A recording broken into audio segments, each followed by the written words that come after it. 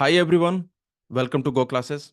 In this session, we are going to discuss all GATE previous year questions of this topic, functional completeness. Okay, so in digital logic, this topic, functional completeness, based on this topic, all the GATE previous year questions from GATE computer science, from GATE electronics, all the GATE previous year questions we are going to discuss in this session. So let's start. Let's solve this question.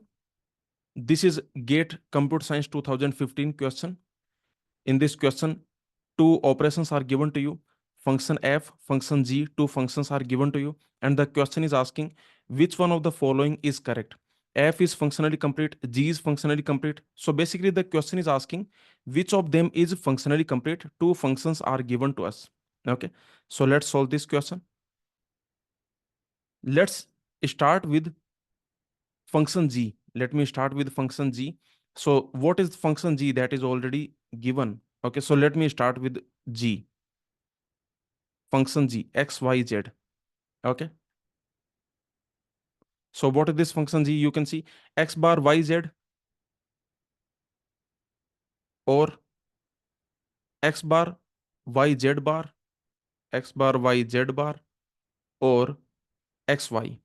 Okay, so this is function g that is given to us, and question is asking is this function, is this functionally complete? Okay, basically only one function we have, remember, in set S only one function we have, that is g, and the question is asking is this set S, is this functionally complete? Okay, so the question is asking is S functionally complete, functionally complete. Okay, this is the question, remember.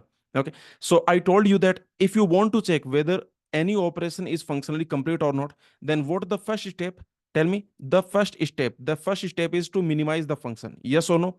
I told you that whenever you want to check functional completeness, okay, functional completeness of any operation, of any Boolean function, if you want to check, then first you minimize.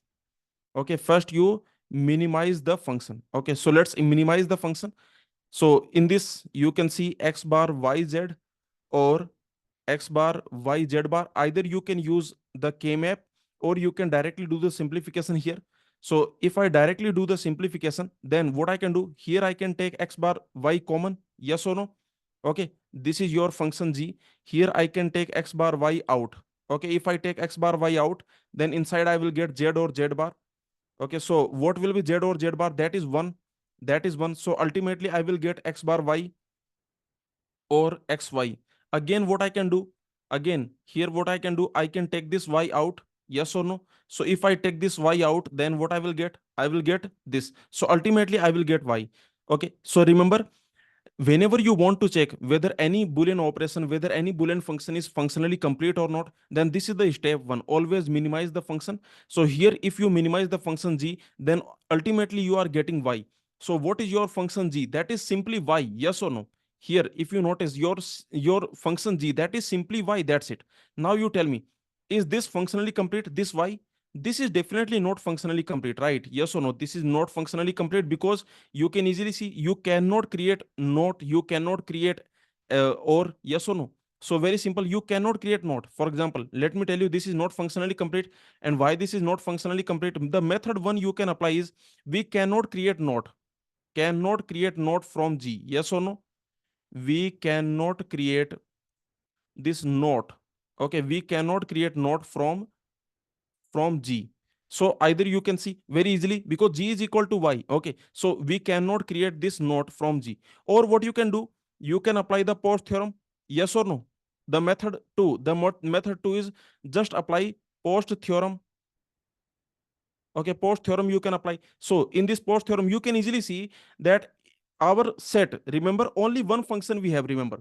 Okay, the question is asking, is this function g, is this functionally complete? Only one function we have in our set S, right? Yes or no? And that is a y. And you can easily see this is what? This is zero preserving. Can you notice? Can you notice this is zero preserving? Yes or no? This is zero preserving. Very easily you can see that this is zero preserving. So in this set S, there is only one function and that is zero preserving. So I can say every function is zero preserving. In this set S, every function is zero preserving. So this set S, this is not functionally complete. Yes or no? In this set S, every function, there is only one function and every function is zero preserving. So I can say, So that is the reason we can easily say that S is not functionally complete. Is this clear? So very simple. Here I can easily say that definitely G is not functionally complete. So which options are gone? So remember, now I just have to check F. Okay, this G, this is definitely not functionally complete. Okay. Now let's check F. What is F? Let me check for this function F. Okay, function F, that is x, y, z. Okay, this function F that is given to you x bar y z, x bar y z, or x y bar, or y bar z bar, y bar z bar. This is the function F that is given to us. Now the question is asking, is this functionally complete? Okay, let's check. So what is the step one? Tell me. I want to check whether this F is functionally complete or not. Now remember, our set S that has only one function. Okay, and the question is asking, is this set S functionally complete? Okay, only one function we have to check, is this functionally complete? So what is the step one? Tell me. What is the step one? Step one is to minimize. Okay, remember I told you that whenever you want to check functional completeness of any function, then first you minimize that. Okay, so always minimize. Now let's see. Let's apply the K-map and let's try to minimize this. Okay, you can create a K-map, 3 variable K-map you can create. So let me create the K-map and let me check whether I can minimize this or not. So this is the K-map X, Y, Z. Okay, this is the area Z, this is the area X, this is the area Y. Okay, now you can see X bar Y Z. Okay, so this is the area X bar, x bar y z. So this is the x bar y z, right? Okay, next, where is x y bar? This is the area x and this is the area y bar, so I can say this is x y bar. And y bar z bar, you can see this is z bar. Okay, this is the area z bar, and you can see that this is the area y bar. So ultimately this and this. Okay, now you tell me. Now you can easily see this is actually already minimal, because what will happen here? This is API, yes or no? This is essential prime implicant. Okay, this is essential prime implicant that you already know. Okay, so this group you will create, right? Okay, so this is essential prime implicant API. This is also API. This is also API, and you can easily see that this cube, this is also API. So all of them are API. Ultimately, you can see that this F, this is already minimal, because if you write the minimized expression, then again you are going to get the same expression, because what is this? This is x bar yz, right? Okay, this is x bar yz. Remember this API, this is x bar yz, and you can see this API, this is a x y bar. Okay, and you can see this API is okay. This API that is a y bar z bar, y bar z bar. Okay, so you can see that this F is already minimal, x y bar, y bar z bar. Okay, so remember I can easily say that this is already minimal.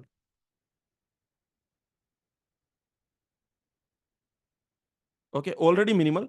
Now because it is already minimal, so now you can check. Okay, now let's check. So remember, this is already minimized.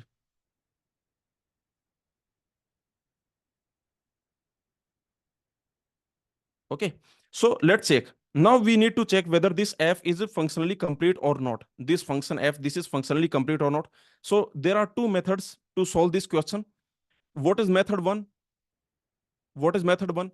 Method one is, what you can do, you can try to create not comma and, or you can try to create not comma, or you can try to create NAND, you can try to create NOR. Yes or no? That is your method number one. Okay, and what is method number two? Method number two, that is post functional completeness theorem. Okay, so there are two methods. Okay, there are two methods to solve this question. So let me first apply the post theorem. Okay, post theorem, post functional completeness theorem. So let me apply that. Okay, this function is given to you already in the minimized form. This is the minimal form. Now let's apply the post theorem. So tell me, this function F, is this zero preserving? In the post theorem, what we will check?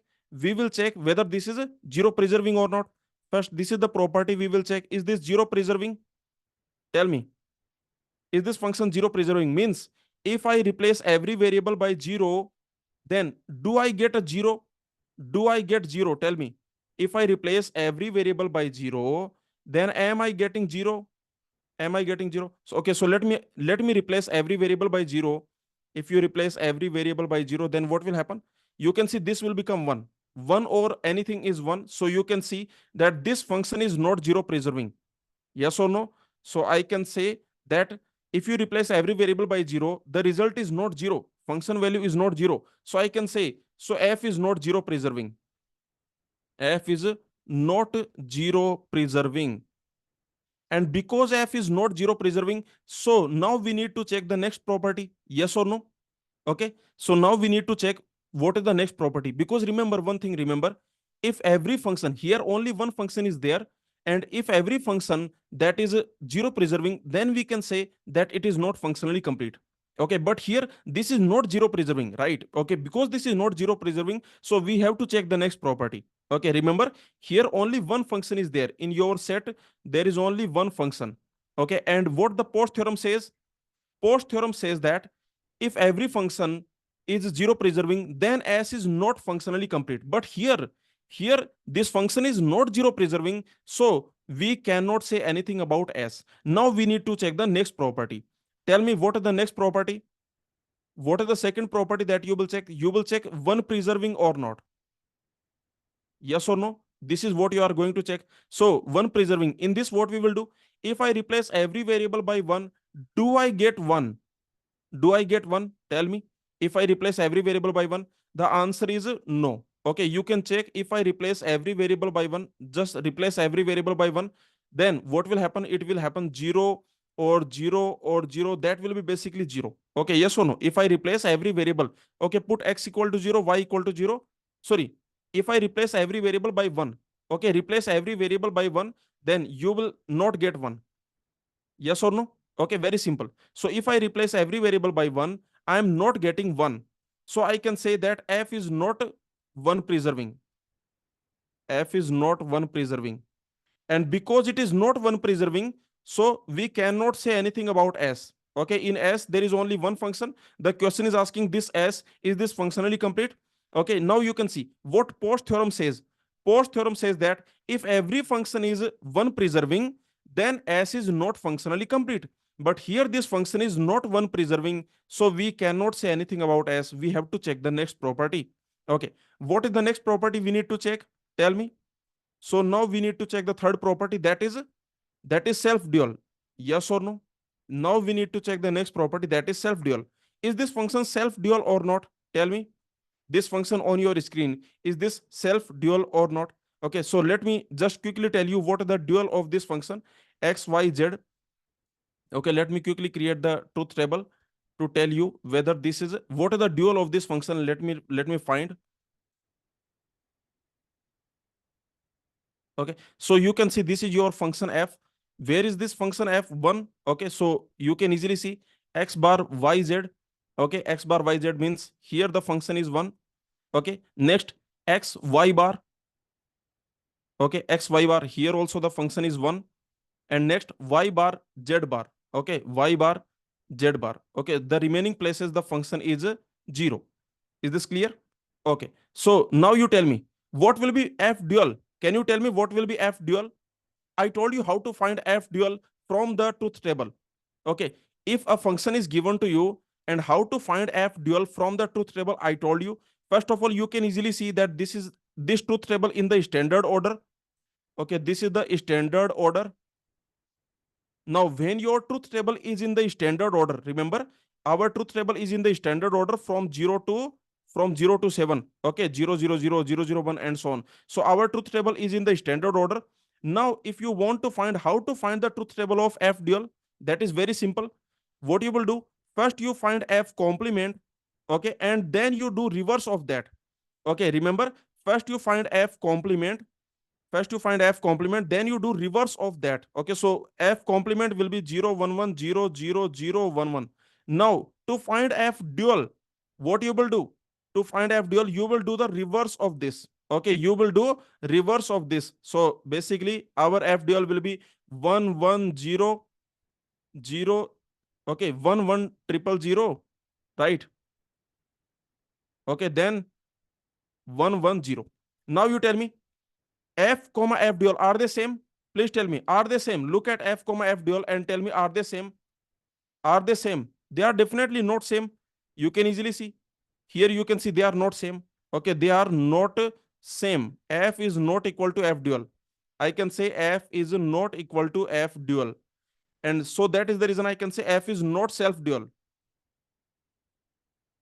F is not self dual, right? Yes or no?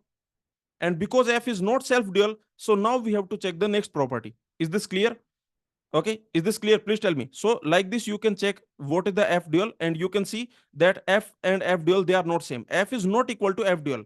Okay, so easily I can say that f is not self dual, and because f is not self dual, now what you can do, you can check, you need to check the next property. Okay, so what is the next property? Remember one thing, that Post theorem says that if every function is self dual, then it is not functionally complete. If every function is self dual, then it is not functionally complete. But here the function is not self dual, so we need to check the next property. And what is the next property? Okay, the next property is linear. Yes or no? The next property that we need to check, that will be linear. Is this function linear? This is the next property we need to check. Is this function linear? Please tell me. Let me know. So what is the definition of linear? Let me quickly tell you. When can I say a function is a linear? Let me quickly tell you the definition. A function is linear if and only if either this happens or this happens. See, a function is linear either, okay, if and only if either this happens or this happens. And what is the definition? A function will be linear. When can I say function will be linear? It is like this. Either this would happen, that for all f equal to 1 rows, let's assume these are the f equal to 1 rows. For all f equal to 1 rows, what should happen? Okay, for example, you have odd number of ones in the input. Here also you have odd number of ones in the input. Here also odd number of ones in the input. Here also odd number of ones in the input. Means wherever function is 1, okay, for all rows where function is 1, in the input you have odd number of ones. Okay, in the input you have odd number of ones, and wherever function is 0, in the input you have even number of ones. In the input you have even number of ones. Okay, so either this should happen, either this type of situation should happen, or this type of situation should happen, that wherever function is 1, wherever function is 1, you should have even ones in the input. Wherever function is 1, you should have even ones in the input. Okay, and wherever function is 0, you should have odd ones in the input.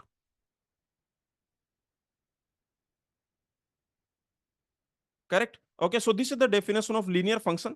Very simple definition. So remember, function is linear if and only if either this happens or this happens. Means either this happens, means whenever function value is 1, whenever function value is 1, you have in the input you have odd number of ones, and whenever function value is 0, in the input you have even number of ones. Or or this happens, that whenever function value is 1, in the input you have even number of ones, and whenever function value is 0, in the input you have odd number of ones. Okay, now you tell me, here this function, look at this function and tell me, is this linear? Please tell me. So I am asking, is this linear? Is f linear? This is the question. Okay, so tell me. Very easily you can see that wherever function is 1, for example, here function is 1. Okay, let's see. Wherever function is 1, these are the positions where function is 1. Here input has even number of ones. Yes or no? Here input has even number of ones. Here input has even number of ones. Okay, but here input has odd number of ones. But here input has odd number of ones, right? Yes or no? So you can see where function is 1, where function value is 1, sometimes you have even number of ones in the input, sometimes you have odd number of ones in the input, right? Yes or no? You can see where a function value is 1, here you have even number of ones in the input, and here function value is 1, and you can see you have odd number of ones in the input. So sometimes you have even number of ones in the input, sometimes you have odd number of ones in the input. So definitely these are not satisfied. Neither this is satisfied nor this is satisfied. So I can say that f is not linear. Is this clear? That f is not linear. Now remember what Post theorem says. Post theorem says that this is our set. In our set, only one function is there. But if you have more functions, then also the Post theorem you can apply. Now you can see what Post theorem says. Post theorem says that if every function is linear, then S is not functionally complete. Yes or no? But here the function is not linear. So we have to check the next property. Okay. Now we have to check the next property. And what is the next property to check? Please tell me. The next property to check, that is monotonic, right? Yes or no? The next property we need to check, that is monotonic. Okay, that is our next property to check. Fifth property to check, that is monotonic. So tell me, is this function monotonic? Look at, okay, let me create the truth table quickly. So you have x, y, z. Let me quickly create the truth table. 0 0 0 0 0 1 0 1 0 0 1 1 1 0 0 1 0 1 and 1 1 0 1 1 1.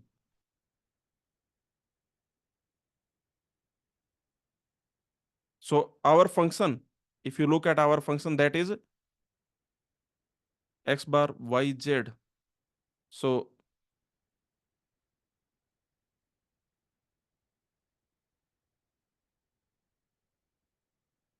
okay, yes. So this is our function. Okay, now you tell me, is this monotonic? Look at this function and tell me, is this monotonic? What monotonic property says? Please tell me what is the definition of monotonic property. You already know what is the definition of monotonic property. When can I say f is monotonic?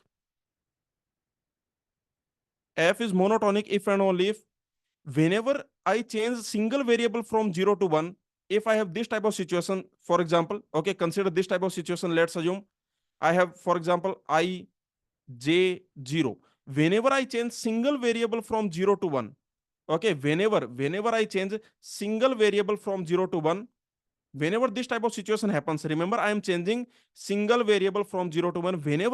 Whenever this happens, whenever I change single variable from 0 to 1, then the function value should not go from 1 to 0. Yes or no? Then this should not happen. Is this clear? Whenever I change single variable from 0 to 1, this single variable I'm changing from 0 to 1, then then then f should not decrease. Then f should not decrease. Okay, then f value should not decrease. Yes or no? Means I am changing this single variable from 0 to 1, then function value should not go from 1 to 0. Function value should not decrease. This is the definition of monotonic property. Tell me, is this function monotonic? This function is clearly not monotonic. You can see here. Look at this. Okay, see, this function is not monotonic. Our question is this monotonic? Is f monotonic? This is our question. Now you can easily see this is the violation. Look at the violation here. Okay. See, for this combination, function value is what? Function value is 1. Now what I am doing, I am changing single variable from 0 to 1. I am changing single variable from 0 to 1. Okay. Now for this combination, function value is what? Function value is 0. So you can see I am changing single variable from 0 to 1. Okay. This is what I am doing, but function value is decreasing. So this is not monotonic. So I can say f is not monotonic. Okay. F is not monotonic. And let me remind you that this is our set. In our set, only one function is there. And what Post theorem says? Post theorem says that if every function is monotonic, then S is not functionally complete. But here function is not monotonic. Here function is not monotonic. And remember, all the 5 properties we have checked. There are 5 properties to check in the Post theorem. All the 5 properties we have checked. And finally, I can say that this S is a functionally complete. Yes or no? Okay, because remember, when all the 5 properties, when they do not work, okay, when all the 5 properties, when they do not give you the answer, then in that case, this S will be functionally complete. So you can see, finally, I can say this function f is functionally complete. Is this clear? Please tell me. So this is the Post theorem. Okay, so according to Post theorem, finally, I can say that f, this function f, this is a functionally complete.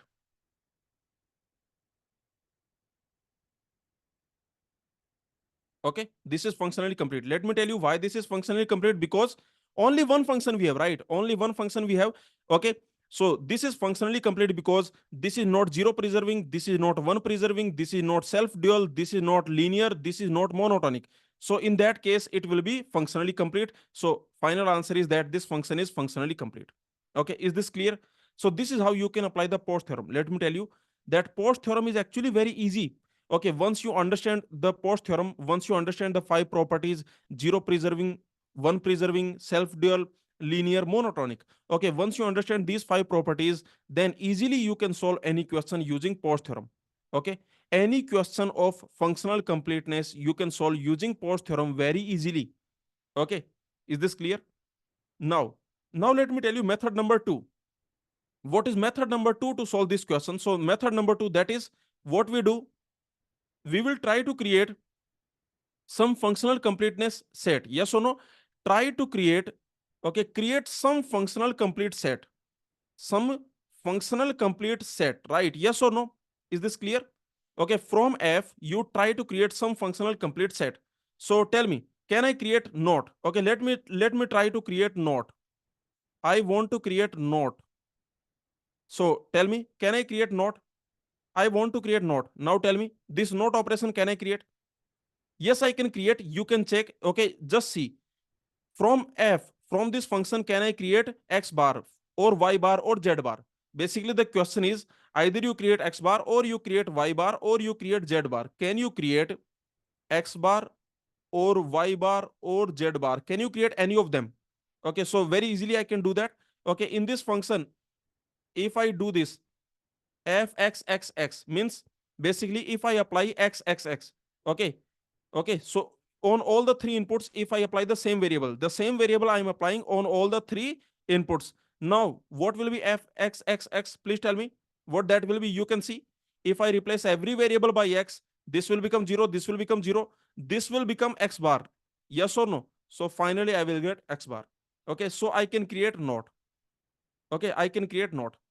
Yes or no? Not I can create. Now what I will do, now I will try to create either and or. Yes or no? I will try to create and, or I will try to create or. These things I will try to create. Remember, either I will try to create or I will try to create and, or I will try to create nor, or I will try to create NAND.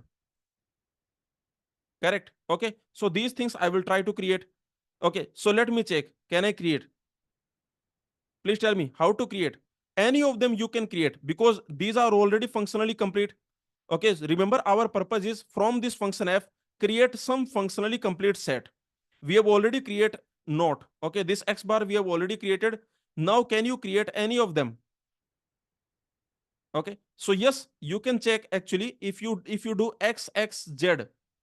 Okay, let me replace variables like this x x z. Tell me what is this? F x x z. What that will be? Means this y equal to x, this y equal to x, I am putting y equal to x. Remember, if I put y equal to x, this will be 0, this will be 0. I will get x bar z bar. Okay, what I will get? I will get x bar z bar. What is this? Tell me, what is x bar z bar? X bar z bar is your nor, right? Yes or no? We got nor. This is x nor z. Okay, what is x nor z? That you already know. Correct. Okay, so finally, ultimately, we got this. You know that x nor z. This is the symbol for nor. What is that? That is first you do or, then you do complement, and that is same as x bar z bar. Okay, so remember we have created nor. This nor we have created. Nor is already functionally complete. That you already know. Nor is universal gate. Nor is functionally complete. So from function f, we have created nor. So I can say f is functionally complete. Yes or no? So this is method number two to prove that f is functionally complete, because from this function f, we can create not, we can create nor. Okay, anything we can create. So this function f, this is functionally complete. Is this clear? Please tell me. Let me know. Okay, so finally this question we have done, and here I can say G is not functionally complete, F is functionally complete. So answer will be only F is functionally complete. Answer will be, which of the following options is correct? Answer will be option B. Is this clear? Please tell me. So this is the complete analysis of this GATE 2015 question. Remember, whenever you want to check functional completeness, then first you minimize the expression. First you minimize the function. So here we will minimize this, we will minimize this. Now, what is the next step? After minimization, there are two methods you can apply. Either you can apply post theorem, post functional completeness theorem you can apply, or you can apply, or you can try to create some functionally complete set. Yes or no? Okay. So from this function f, how to check whether this function f is functionally complete or not? Either you can apply post theorem, post functional completeness theorem, 5 properties you need to check. Either you can apply that theorem, or you can try to create some functional complete set like NAND, NOR, or you can create not comma and, or you can create not comma or. So basically you can try to create some functionally complete set. Okay. So this is the complete analysis of this GATE question. And finally, the answer will be option B. Is this clear? Let me know, did you understand? Now let's move on. Before we solve some more questions, some more GATE PYQs, let me remind you a misconception that is partially functionally complete. I told you that this partially functionally complete, this is a misconception. This is not a concept. Okay. Partially functionally complete, that's not even a word. That's not even a concept. There is no standard resource containing this concept. Okay. So you can see this reply from IIT Kharagpur Professor Indranil Sen Gupta ji.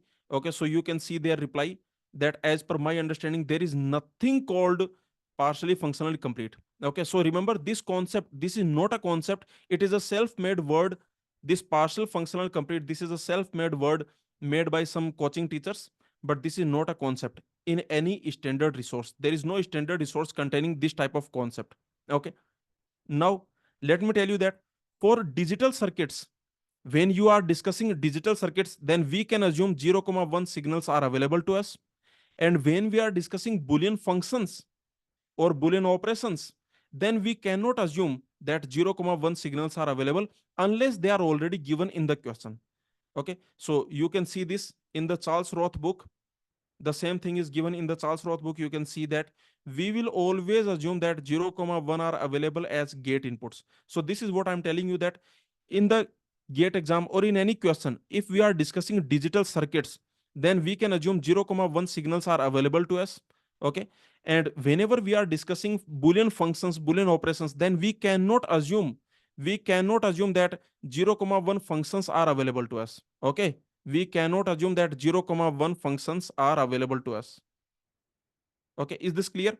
Please tell me. Now we are going to solve 3 GATE questions. Basically, there is a GATE question that has come 3 times in the GATE exam, and that is implication gate is functionally complete. This implication gate, this is functionally complete. This implication gate is universal gate, and based on this, 3 questions have come in the GATE exam. GATE Computer Science 1998, GATE Electronics 2015, GATE Electronics 2022. Okay, so there are 3 questions in the GATE exam based on this single concept. Okay, so you can see this GATE Computer Science 1998 implication gate is functionally complete. We have to prove it. Okay, you can see this is GATE Electronics 2015 question. Again, there is implication gate. This is implication gate. This gate number 3. This is implication gate. So the question is asking: is this universal gate? Is this functionally complete? This is GATE Electronics 2022 question, and here also this is implication. Okay, this you can see A or B bar, that is actually implication. Okay, so again the question is asking about implication gate. Okay, so all these 3 questions we are going to solve now. Let's start with this GATE Computer Science 1998 question. The question is saying that the implication gate that is shown below. Okay, so this is shown below. You can see the implication gate has 2 inputs, x comma y. Okay, the question is saying the output is 1 except when x equal to 1, y equal to 0. See what the question is saying. The question is saying that output is 1 except when x is 1, y is 0. So you can see the question is talking about this type of implication gate. Okay, so this is the implication gate, x implies y. And what the question is saying, the question is basically saying that the output is 1 Output is always one. Output is always one, except only in this case. Okay, output is always one, except in this case. In this case, the output is 0. Okay, you can see the output is always 1 except when x1 y0. Okay, so means in this case the output is 0. Okay, from here you can easily create the equation. What will be the equation? So what is x implies y? You can see that is same as x bar or y. Okay, what is x implies y? That is x bar or y. Yes or no? From here already you have the truth table. From the truth table you can easily see that when it is 1, when this x implies y, when this implication is 1, this implication is 1 when either x is 0. When x is 0, then implication is 1, or when y is 1. When y is 1, then also you can see implication is 1. Okay, so you can easily write the equation. The equation will be like this, that x bar or y. Yes or no? Is this clear? Now what we need to do? So remember, we have done this. We have done this, that x implies y, that is basically same as x bar or y. And the same thing you can see from the diagram also. Tell me what the output. Tell me what the output of this gate. This is your implication gate. Tell me what the output of this implication gate. This is a symbol, remember. This is implication symbol. This is implication symbol. Okay, tell me what the output of this implication gate. You can easily see x bar or y. Okay, this is a or gate. So ultimately you are getting x bar or y. The same thing I told you, that this implication gate you can write x bar or y. Okay, now what we need to do? We need to show that implication gate is functionally complete. This is what we need to do. Okay, so let's prove that this. Okay, now I will prove that implication gate is functionally complete. Implication gate is functionally complete. First of all, you tell me, in this question, can we assume 0, 1 signals are available to us? Can we assume? The question is talking about digital circuits, right? The question is talking about digital circuits. The question is talking about implication gate. Okay, logic gates, they are digital circuits. Okay, yes or no? Logic gate, multiplexer, these things are digital circuits. So the question is talking about digital circuit. Here you can assume, because the question is talking about gate. Okay, because the question is talking about gates, so you can assume. Okay, we can assume that 0, 1 are available. 0, 1 signals are available. Okay, yes or no? 0, 1 signals are available. Okay, is this clear? So very simple, that we can assume that 0, 1 signals are available, because the question is talking about digital circuit. The question is not talking about Boolean function. The question is not talking about Boolean operation. The question is talking about digital circuit, this gate. Okay, logic gates, they are digital circuit. So you can assume that 0, 1 signals, they are available to us. Now, what we need to do? So we have basically three things now. Remember, we have three things. What are the three things? They are, the first is implication. Okay, this implication gate we have. Okay, so the first thing that we have, that is x bar or y. This is we have. And the second thing is 0, 1. Okay, so these three things we have. Now we have to prove that this is functionally complete. Okay, we have to prove that this is functionally complete. Remember, this is set S. So prove that S is functionally complete. This is what we need to do. So remember, in our set S, now we have three functions. Okay, yes or no? There are total three functions, three components are there. Now we have to prove that S is functionally complete. Now there are two ways. What is method number one? What is method number two? Tell me. What is method number one? What you can do? Method number one is try to create some functionally complete set. Yes or no? Okay, create from S. You try to create. This is method number one. From S, create some functionally complete set. Okay, what is some functionally complete set? For example, you can create NOR, you can create NAND, you can create not comma or, you can create not comma and. Okay, so you try to create from this set S, you try to create some functionally complete set. So can you create not? Tell me, can you create not? I want to create, for example, x bar, y bar, something. Okay, can you create x bar or y bar? Can you create not? Yes, very easily I can create not. Okay, what to do? For example, I can see, you can see that. See, this is your fxy. Okay, remember, this is your fxy. Fxy is x bar or y. Okay, so what I can do here, this is fxy. Okay, or you can say this is x bar y, x implies y. Okay, see, this is x implies y, and you already know what is x implies y. That is same as x implies y, that is same as x bar or y. Okay, so what I can do, I can just replace this x with, I can replace this y with 0. Yes or no? Okay, just look at this. If I do this, I can replace this y with 0. If I replace this y with 0, then what I'm going to get? What is this? Tell me. This will be x bar. Yes or no? This will be x bar, because remember, x implies y is that is same as x bar or y. Okay, so it will be like x bar or 0, and that will be same as x bar. So I got x bar. Yes or no? So I have created not. Yes or no? Is this clear? Okay, let's see. Can you create or? Can you create or? Tell me. Can we create or? I want to create or. Already we have complement. Already we have created not. Remember, we have already created x bar. Okay. So what I can do? I have already created x bar, so I can put x bar. I have already created x bar, so I can put x bar. I can use this x bar. Yes or no? I have already created x bar, so I can put this x bar here. Okay, what I will get? I will get x or y. So I got or.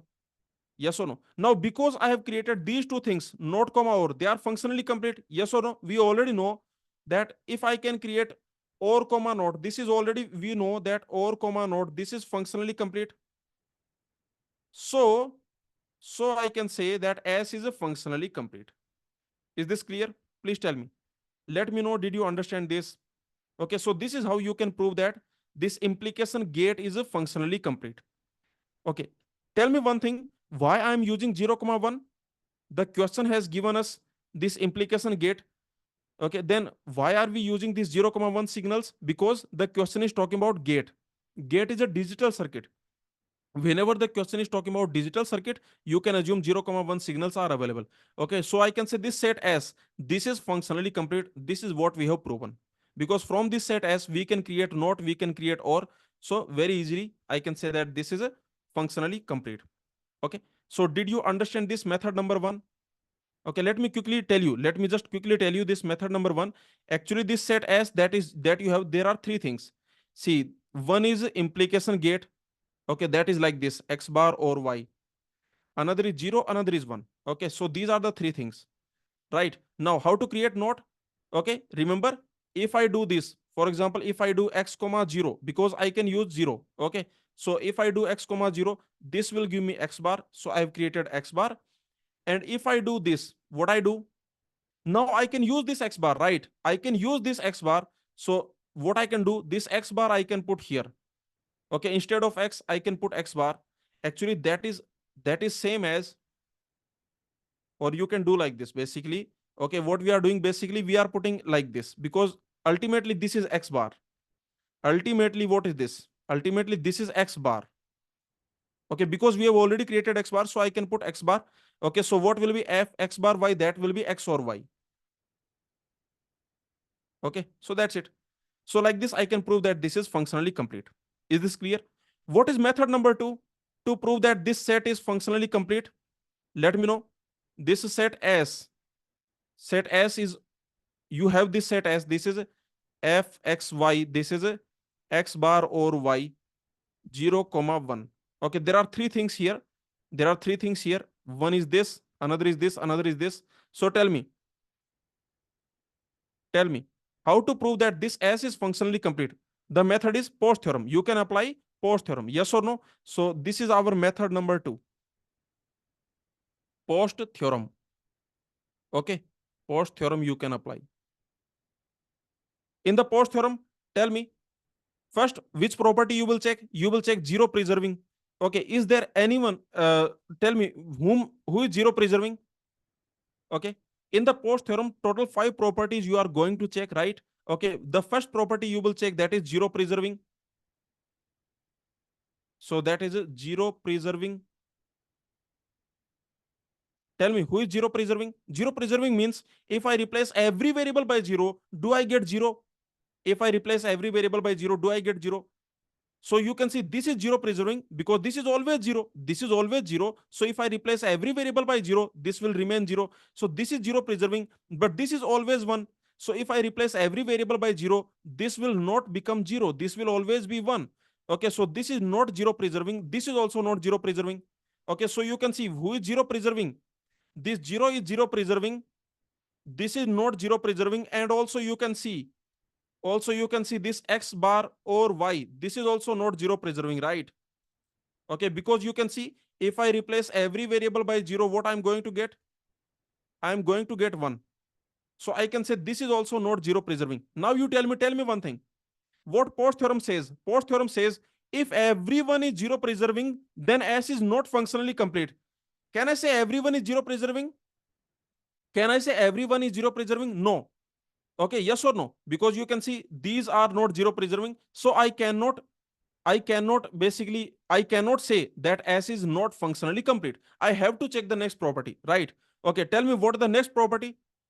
What is the second property to check? Please tell me. The second property to check, that is one preserving. Tell me who is one preserving here. If I replace every variable by one, then do I get one? Do I get one? So you can see that this one, this is always one. So this is one preserving. This is also one preserving. Yes or no? This x bar or y, this is also one preserving. But this is always zero. So this is not one preserving. Okay. Very simple. Yes or no? So now you tell me. Remember what Potts theorem says. Potts theorem says that if every function, if everyone is one preserving, then S is not functionally complete. Can I say everyone is one preserving? Here you tell me, can I say everyone is one preserving? No, because this is not one preserving. So I cannot say that S is not functionally complete. Yes or no? I have to check the next property. Okay, I have to check next property. What is the third property to check? Please tell me. The third property to check, that is self-dual. Okay, who is self-dual here? You can see this is not self-dual. This is also not self-dual. Actually, this is also not self-dual because you can see what is the dual of zero? What is the dual of zero? Dual of zero is one. So zero is not self-dual. Okay, what is dual of one? Dual of one is zero. So one is also not self-dual. This is not self-dual. This is not self-dual. And what is dual of x bar or y? What is that? Tell me, that is x bar y. This is also not self-dual because this f is not same as f dual. They are not same. Okay, so I can say that this is also not self-dual. What Potts theorem says? Potts theorem says that if everyone is self-dual, then S is not functionally complete. But here you can see they are not self-dual. So we have to check the next property. Tell me what is the next property to check. Let me know.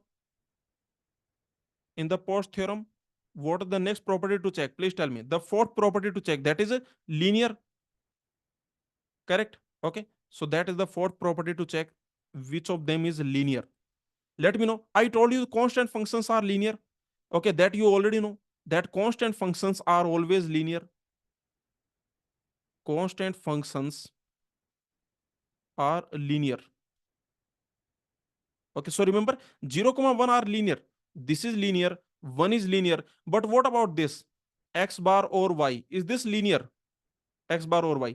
This is not linear. Okay, this is not linear. You can easily check. Why this is not linear? Please tell me. This x, y, x bar or y. This implication. Okay, this is same as your implication. Okay, so tell me, is this linear? Let me check, is this linear or not? So this is the truth table. Okay, now you can see where function is one. Where function is one, here in the input we have even ones. Here in the input we have even ones. Yes or no? Here function is one, and in the input we have odd ones. Yes or no? In the input we have odd ones. Okay, so easily I can say that you can see here function value is 1. Here in the input we have even number of ones. Here function value is 1. Here in the input we have odd number of ones. So this is not linear. Yes or no? You can apply the definition of linear. So this is not linear. So I can say this is not linear. Is this clear? Just apply the definition of linear function. This is not linear. So very simple. What Potts theorem says? Post theorem says that if everyone is linear, then S is not functionally complete. Can I say everyone is linear? No, these are linear, but this is not linear. Yes or no? This is not linear. So we cannot say that S is not functionally complete. We have to check the next property, the fifth property, the final property we have to check. And what is that? Tell me the final property we have to check, and that is monotonic. Monotonic. Okay, so tell me which of them is monotonic? Constant functions are monotonic because this is always zero, this will not change. This is always one, this will not change. Okay, so constant functions are always monotonic. You don't have to check. Constant functions are monotonic. Constant functions, they are monotonic. Okay, they are monotonic because remember, this is always zero. So this will not even change. The value will never change. This is always one. So the value will never change. Okay, so constant functions are monotonic. But what about this x bar or y? So remember, 0 is monotonic, 1 is monotonic. But what about x bar or y? This is not monotonic. Tell me why this is not monotonic. This x bar or y. X, y. Okay, this is the truth table. This implication. Why this is not monotonic? You can see that this is the counter example. You can see for this combination, the function value is, sorry, this is not the counter example. Where is the counter example? Yes, yes. Where is the counter example? See, this is the counter example. This and this. This is the counter example. Okay, this is the counter example. You can easily see that for this combination, the function value is 1. Okay, if I change single variable from 0 to 1, if I change single variable, remember I am changing single variable from 0 to 1. I am changing only one variable from 0 to 1. Then the function value is actually going from 1 to 0. Function value is decreasing. So that is the reason this is not monotonic. Yes or no? That is the reason I can say this is not monotonic. Not monotonic. Okay, is this clear? Let me know. So very simple that this is not monotonic. So remember what Post theorem says. Post theorem says that if everyone is monotonic, then S is not functionally complete. But here, everyone is not monotonic. For example, these are monotonic, but this is not monotonic. Okay. Now we have checked all the 5 properties. After checking all the 5 properties, I cannot say that S is not functionally complete. So S is functionally complete. Yes or no? After checking all the 5 properties, I cannot say that S is not functionally complete. So S is functionally complete. Yes or no? So the final result is that this set is functionally complete. Is this clear? Please tell me. Let me know. Okay, so this is our final result, that this set S, which set X, this set S, X bar or Y, this is your implication, 0, 1. So this is functionally complete. Okay, so we can say that implication gate is functionally complete. Implication gate. Okay, your implication gate is basically X bar or Y, this gate. Okay, remember this gate, X bubble Y. Okay, so this gate you can see X bar or Y. So remember, this implication gate is functionally complete. This is the proof. Okay, is this clear? Please tell me. Let me know. Did you understand? Please tell me. Did you understand? So very simple that this implication gate is functionally complete. We have done it.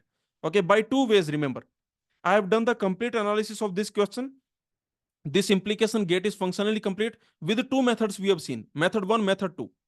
Yes or no? You should understand everything.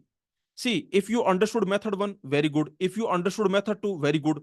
You should understand every method so that in the GATE exam, if any question comes, then you can apply one of these methods. Yes or no? Depending on the question, you can apply the method. Either you can apply method number 1 or you can apply method number 2. Sometimes method number 1 will be helpful. Sometimes method number 2 will be helpful. Yes or no? So you can apply any method you want. But I have done the complete analysis of this GATE exam question. Okay. Now there is one more thing this question is asking. What is that? Tell me, what is that? One more thing the question is asking. The question is asking that realize this using 4 implication gates. Okay, this is what the question is asking. Read this.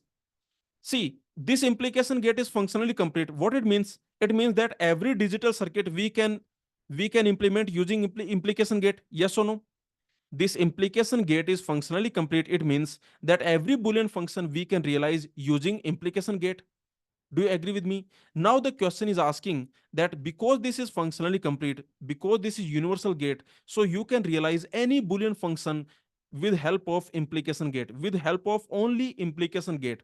Yes or no? Now the question is asking that realize this function using four implication gates. Okay, this is what we need to do. Now let's do this. So let's realize this XOR. Now this is your part B.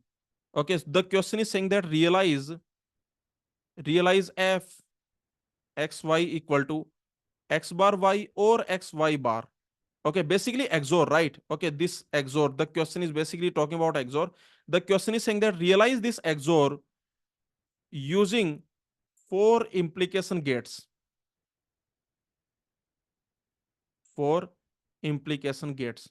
Okay, so we can use four implication gates to realize this XOR. Okay, so let's see how to do this. Actually, this is not complicated. If you think about it, you can easily do this. Remember what implication gate gives you? If you have one implication gate, okay, let's assume this is implication gate. Okay, actually, you know what is implication gate. This is implication gate. This type of gate is implication gate, right? X, Y, okay, and the output will be X bar or Y. For simplicity, this box I am creating. For simplicity, assume that this is implication gate. Okay, so that I can draw very quickly. I don't want to draw this again and again. Yes or no? This I don't want to draw again and again. So I am just drawing this box. And remember, this box means implication gate. Okay. So tell me in this box, if you have two inputs x comma y, then what will be output? This is your implication gate. Remember, this is your implication gate. Okay. So what will be output? Output will be x bar or y. Correct. And what I need? I need this x bar y or x y bar. This is what we need. Okay, so very simple point. This is what we have.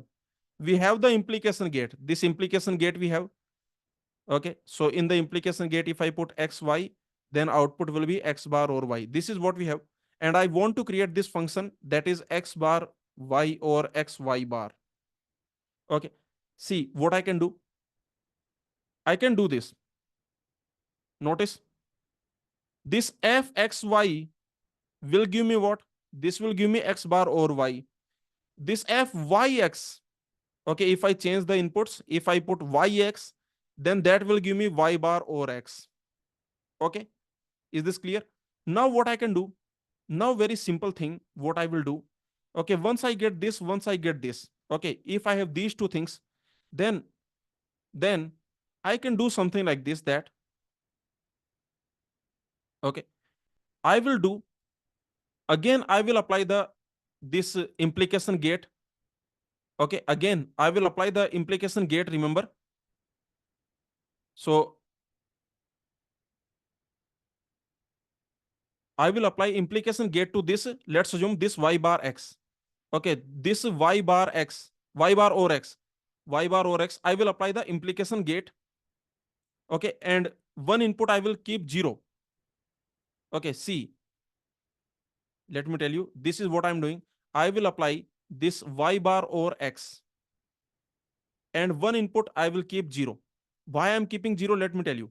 Okay, let me tell you the idea. The idea is actually like this, that if I keep one input 0, then what will happen? Tell me. If I have something like here, for example, anything, okay, if I have alpha here, and if I keep one input 0, then in this, what will be the output? The output will be alpha bar or 0, that will be alpha bar. So I will get the output that is alpha bar. Yes or no? Okay, now you remember that if I do this, for example, if I do y bar or x, if I can get this, okay, consider this as alpha. See, consider this as alpha. Then what will be alpha bar? Alpha bar will be yx bar. Okay, alpha bar will be yx bar. So to get this yx bar, I am doing this. Is this clear? Let me know. So this is what I'm saying, that this is my alpha. Now another input I will keep 0. So the output will be what? The output will be yx bar. Okay, yx bar I already got. Yes or no? So I got yx bar. but now I need or this. Okay, so what I can do here, notice what I can do here. If I apply another, okay, I apply another this implication gate, okay, this another implication gate, remember, and I give this input here. This yx bar I am giving as it is. Okay, let me write it like this. Let me write it like this, xy bar or x bar y.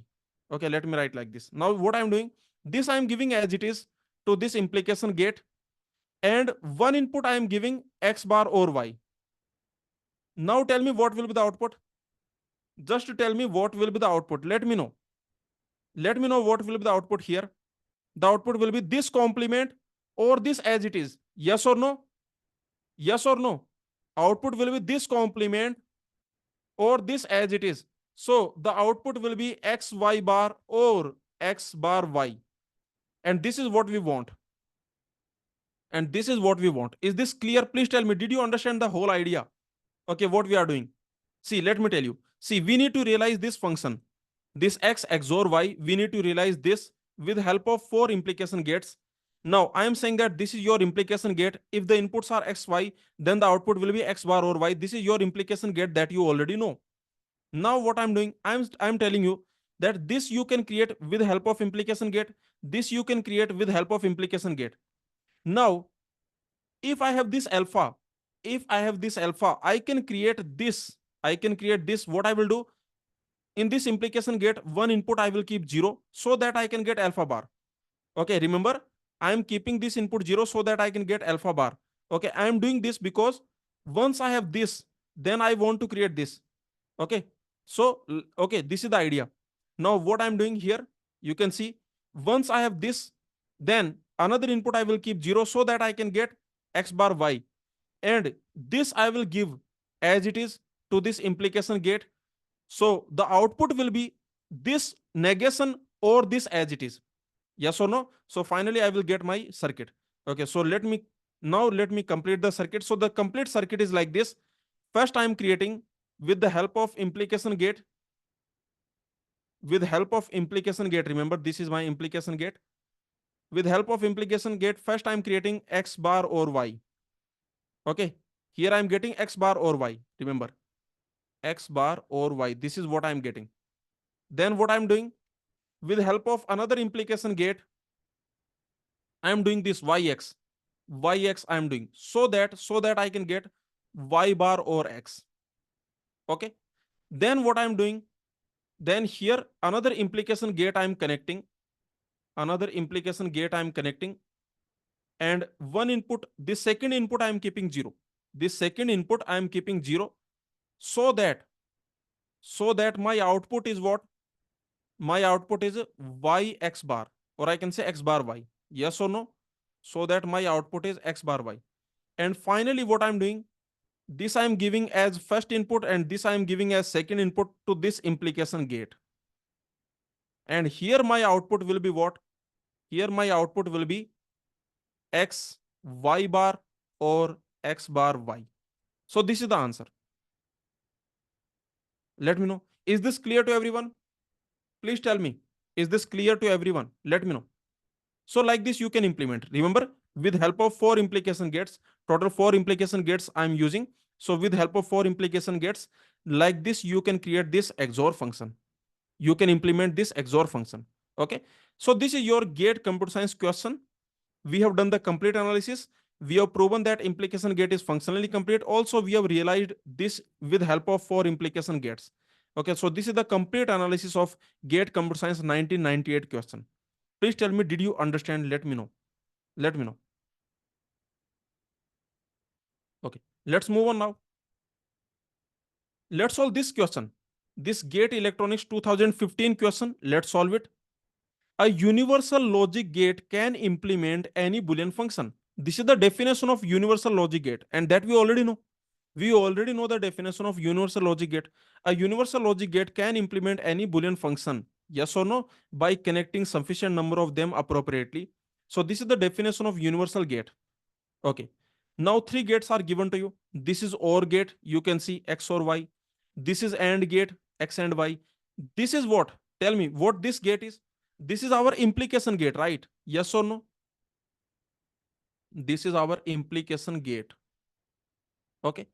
Implication gate. You can easily see this is X bar or Y. This is implication gate. X implies Y. That is same as X bar or Y. Okay. Now the question is asking which of the following statements are true.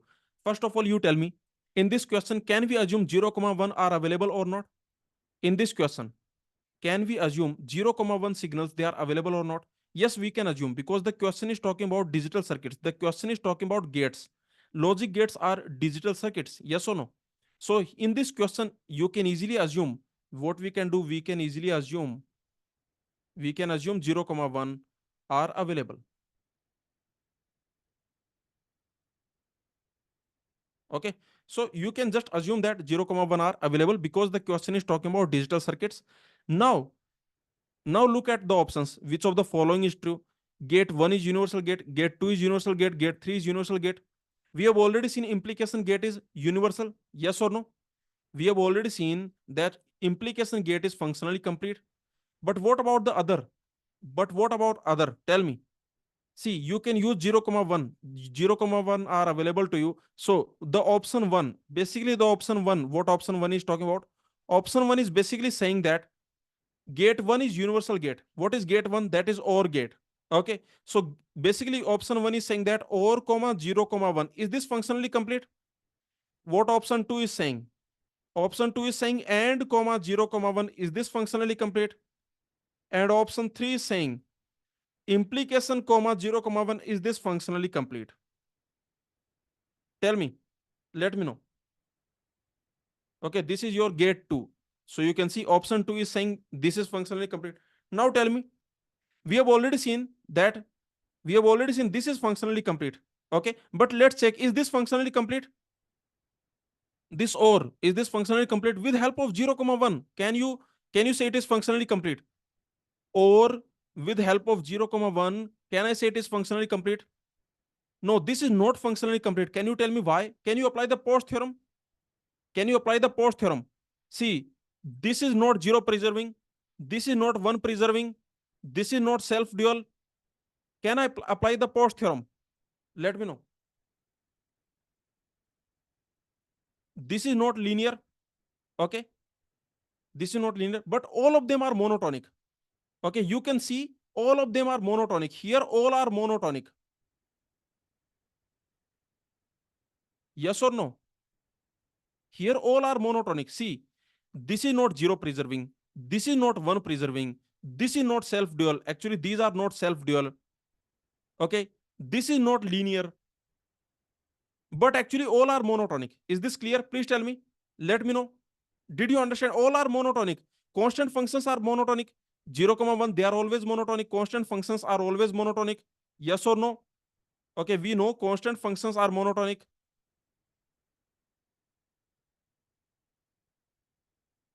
Constant functions 0, 1 are monotonic.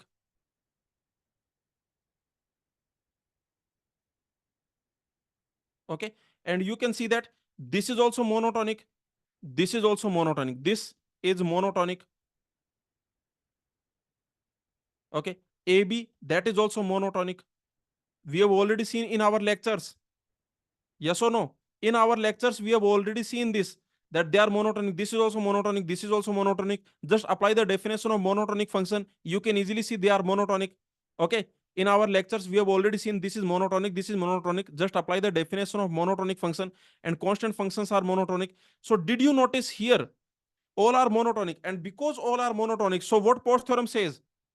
What Post theorem says? Because all are monotonic. So what Post theorem says?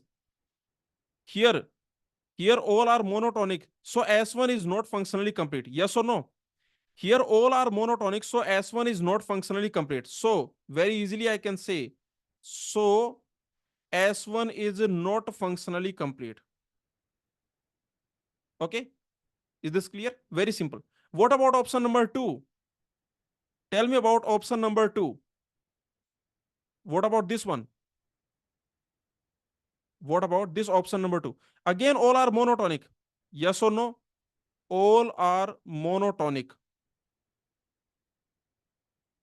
Okay, all of them are monotonic, and because all of them are monotonic, so what Potts theorem says? Potts theorem says that if all are monotonic, then S2 is also not functionally complete. Okay, because all are monotonic. What about option number 3? So you can see this is not functionally complete. This is not functionally complete. Okay, what about this S3? Tell me about this. Here you can see this is not zero preserving. This is not one preserving. They are not self dual. This is not linear, and this is not monotonic. So did you notice? By Potts theorem, you can see that this is functionally complete. Yes or no? You can apply the Potts theorem. You can easily see this is not zero preserving. This is not one preserving. These are not self dual. This is not linear. This is not monotonic. So ultimately, I can say that by Potts theorem, this S3, this is functionally complete.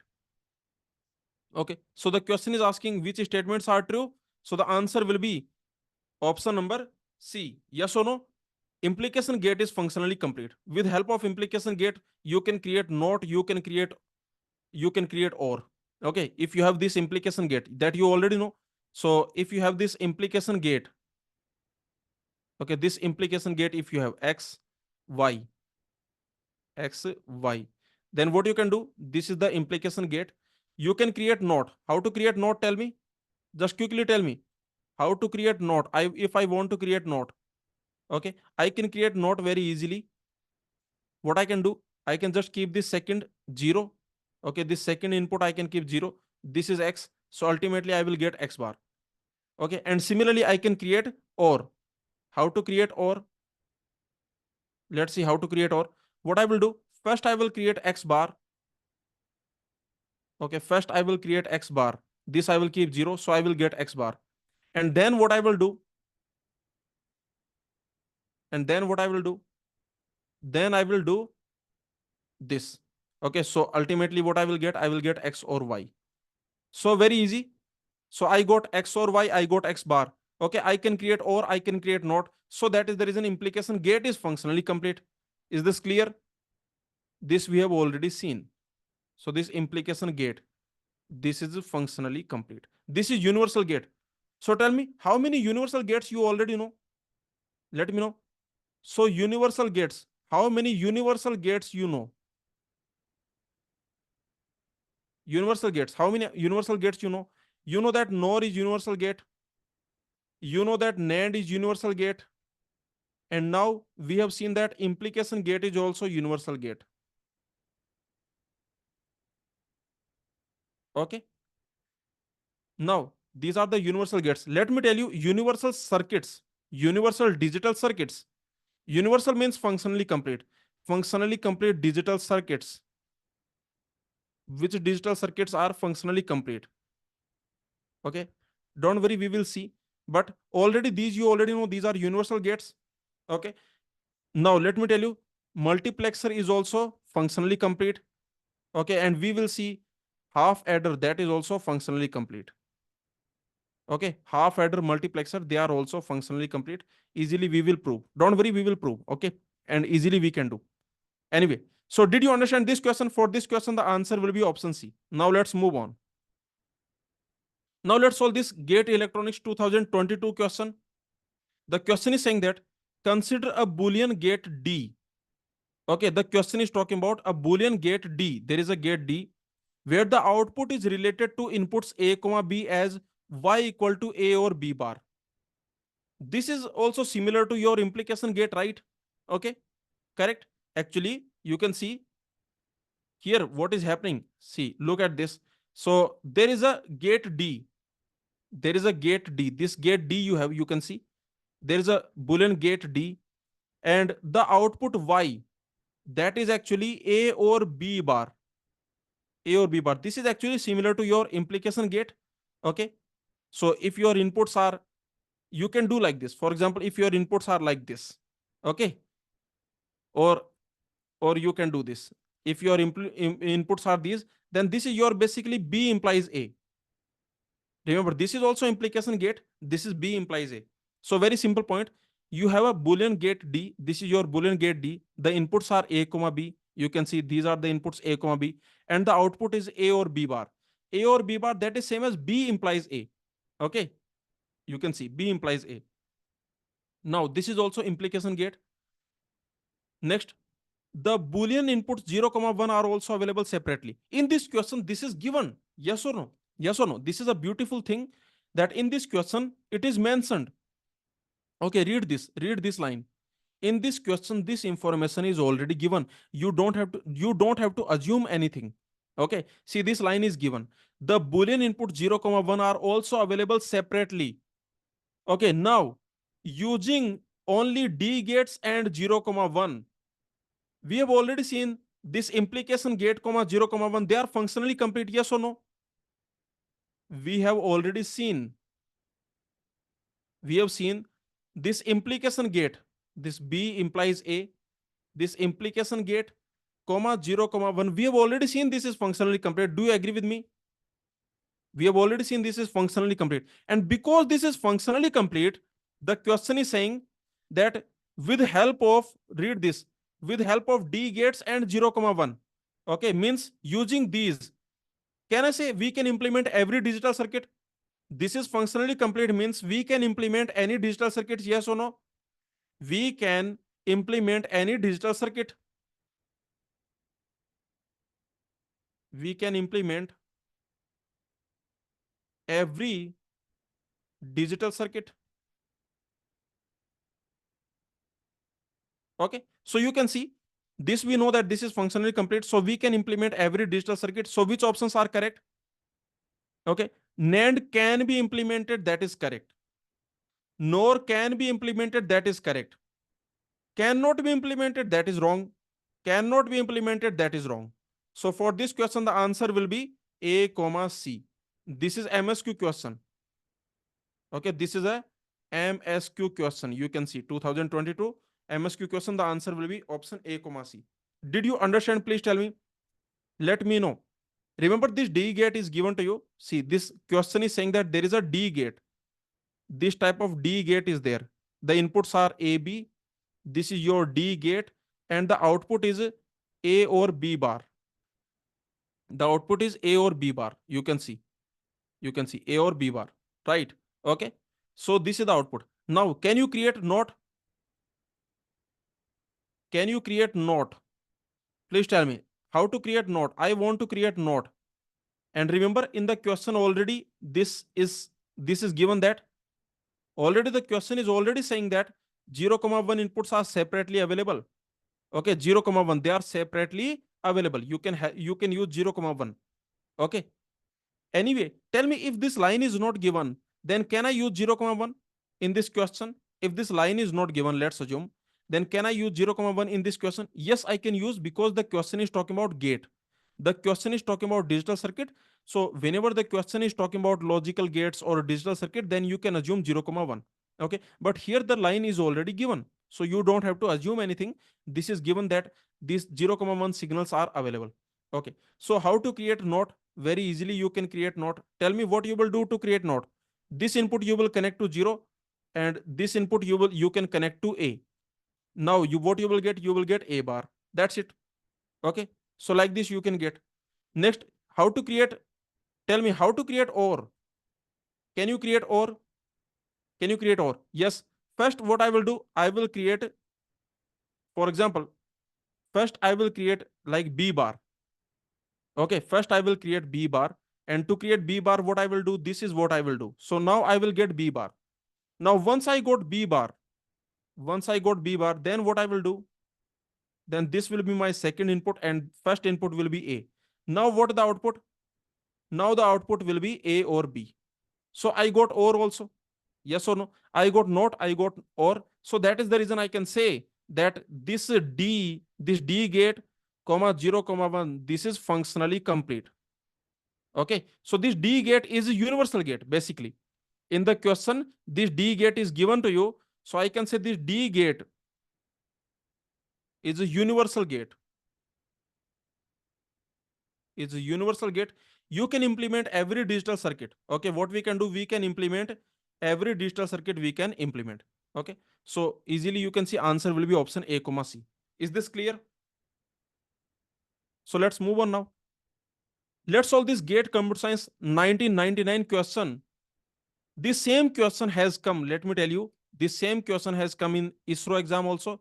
ISRO 2017, the same, exactly same question, replica. The same question has come. So let's solve this question. Which of the following set of connectives is or are sufficient to implement any Boolean function? What the question is asking? Which of the following components, some circuits are given to you. Okay, you can see some digital circuits are given to you. Which of the following components is or are sufficient to implement any Boolean function? So what this line means? This line simply means the question is asking which circuit is functionally complete, yes or no. The question is saying which of them, which set of components is sufficient to implement every Boolean function. That simply means the question is talking about functional completeness. Basically, which option is functionally complete? This simply means which option is functionally complete. Okay. Now, tell me one thing. Tell me one thing. The question is talking about digital circuits or Boolean functions. In the question, are we talking about digital circuits or are we talking about Boolean functions? Yes, here we are talking about digital circuits like multiplexer, logical gates. Okay, so all these things, they are basically digital circuits. So here you can assume 0 comma 1. Okay, 0 comma 1 signals you can assume, remember. Now let's solve. Now let's see which of them are functionally complete. Okay, you can assume 0 comma 1 signals, you can assume. Now let's solve which of them are which of them are functionally complete. So let's see option number A. Is this functionally complete? Option A is saying XOR comma not. You have XOR, there is not. Okay, and remember 0 comma 1, we can use 0 comma 1. I told you that we can use 0 comma 1. These signals we can use. So now you tell me, is this functionally complete? XOR A complement 0 comma 1 by post theorem. Tell me, for this question the best way is post theorem, because already not is given.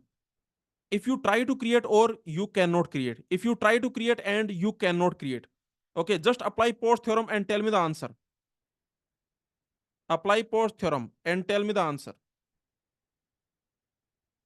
See, this is not zero preserving, this is not one preserving, this is not self dual. What about linear? All of them are linear, yes or no? Here you can see all of them are linear. Okay, please notice that all are linear.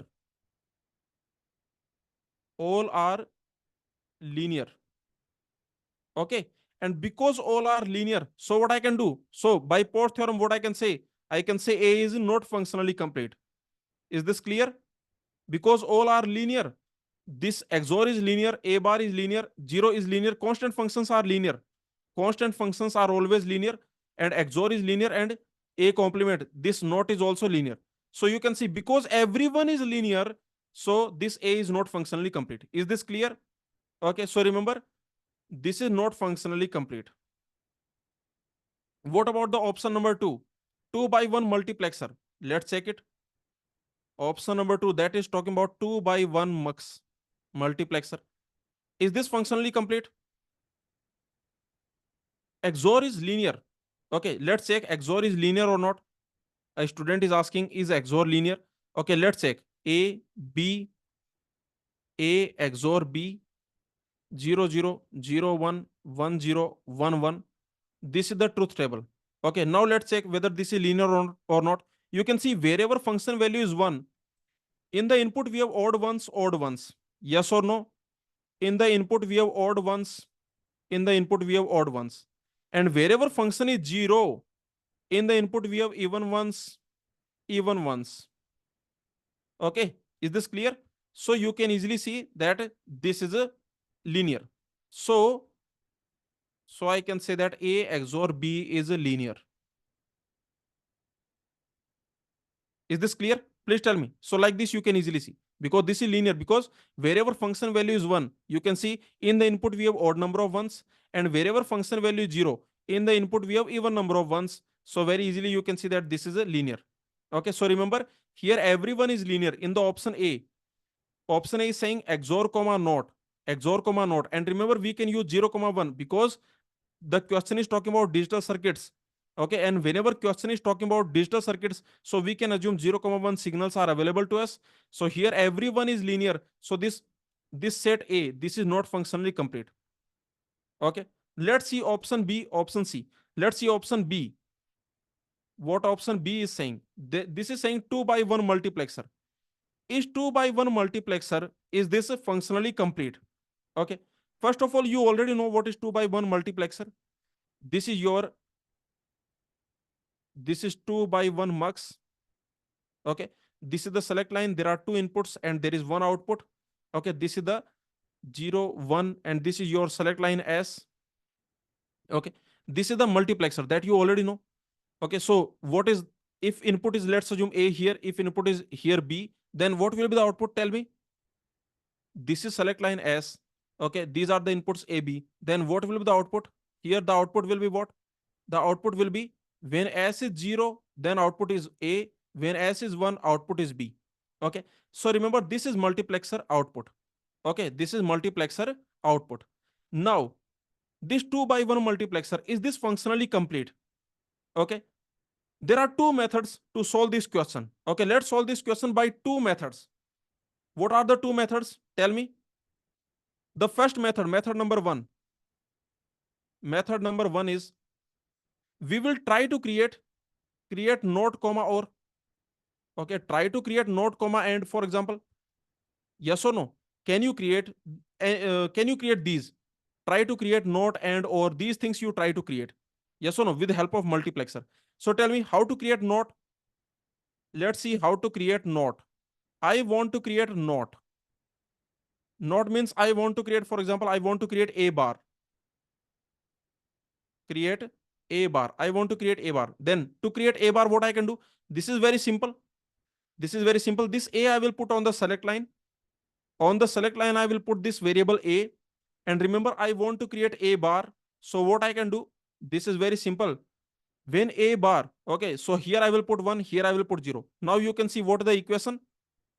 Okay, to create not, I want to create a bar. So on the select line, I am putting a. And finally, the equation will be what? When a is 0, the output is 1. When a is 1, the output is 0. Ultimately, I got a bar. That's it. And remember, I can use 0 comma 1. I told you that we can use 0 comma 1.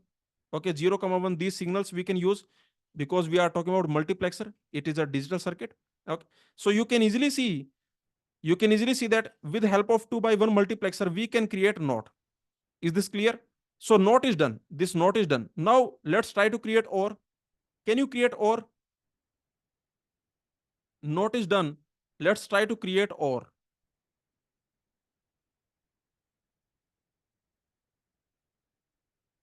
Okay, try to create or. That is A or B. I will try to create or. So can you try to create or? Tell me. Let me know. Very simple. If I want to create or, this is 2 by 1 multiplexer. Okay, on the select line, I will put variable A. On the select line, I can put variable A. This is 0, 1. Okay, on the select line, I am putting variable A. Now, what I need A or B. See, A or B, I can write. Just notice A or B. I can write A or A bar B. That you already know. Correct? Yes or no? This A or B, I can write as A or A bar B. They are same. They are same. So now what we will do? On the select line, we have variable A. So when variable A is 1, okay, this I can do like this, A dot 1, A bar dot B. Okay, so very simple. When A is 1, I will put 1 here. Okay, I will put 1 here. And when A is 0, I will put B here. Now you can easily see what I will get. Here I will get A or A bar B, and that is same as A or B. So that's it. I got A or B.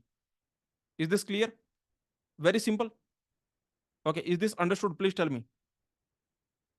Yes, what you can do if you want to create or, there is another way. If you want to create or, okay, I want to create A. Of course, there are many ways actually. Okay, but this is one of the ways. Okay, now let's create and. Okay, see, there are many ways you can create or. For example, here I'm connecting this A to select line. You can connect B also if you want. Okay, so there are many ways to create this or, but this is one of the ways. Now let's create and. Let's try to create and. Please tell me, already we have done this, we have done this. So can I say 2 by 1 multiplexer is functionally complete? Yes, I can say it is functionally complete. Do you remember? We have created this, we have created this.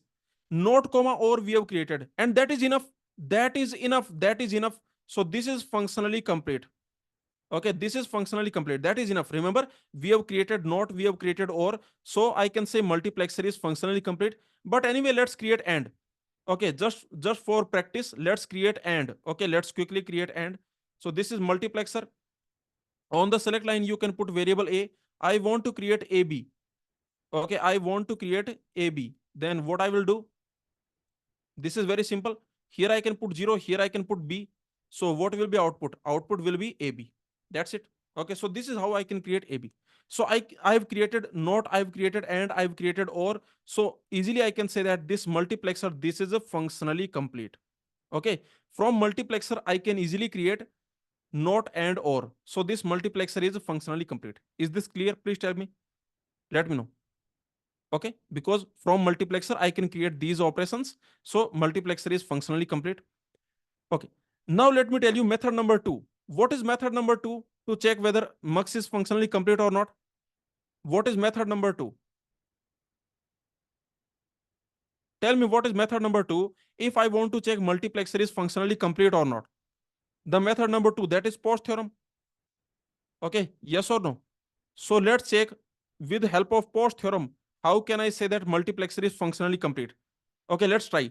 Remember, this is your multiplexer, 2 by 1 multiplexer. Okay, so in the 2 by 1 multiplexer, what it implements? 2 by 1 multiplexer with help of Post theorem. I want to apply Post theorem. This is what I want to apply. Okay, I want to apply this Post theorem. Now you tell me, what is the output of multiplexer? What multiplexer gives you? Multiplexer gives you this output, S bar A or SB. Okay, so remember, basically to apply Post theorem, we have these things. We have 0, we have 1, and what we have? We have this. Okay, for a moment, let me call it, for example, let me call it C, or no problem, or no problem. I will call this X. Okay, let me call it X. So you can easily see this is S bar A or SB. Okay, so these are the three things. Did you understand? Please tell me. Let me know. Okay, so these are the three things. Now apply the Post theorem. I want to prove 2 by 1 multiplexer is functionally complete with help of Post theorem. So you can easily see this is your 2 by 1 multiplexer and this is the output. So the multiplexer will give you this output. We already have 0, 1 because we are talking about multiplexer. So we can use 0, 1 signals. Now you apply the Post theorem and tell me quickly. You can see this is not 0. This is not 0 preserving. This is not 1 preserving. These are not self-dual. What about linear? What about linear? These are linear. But what about this? Is this linear? Is this linear? See, very simple. This is not 1 preserving. Okay. This is not 0 preserving. Also, you can see that these are not self-dual. Okay. For example, I can say 0, 1. They are not self-dual. Okay. What else? Now let's check linear. They are actually linear. What about this multiplexer equation? What about this? Is this linear? Let's check it. Is this linear or not? Okay, this equation, S bar A or SB. This is your function.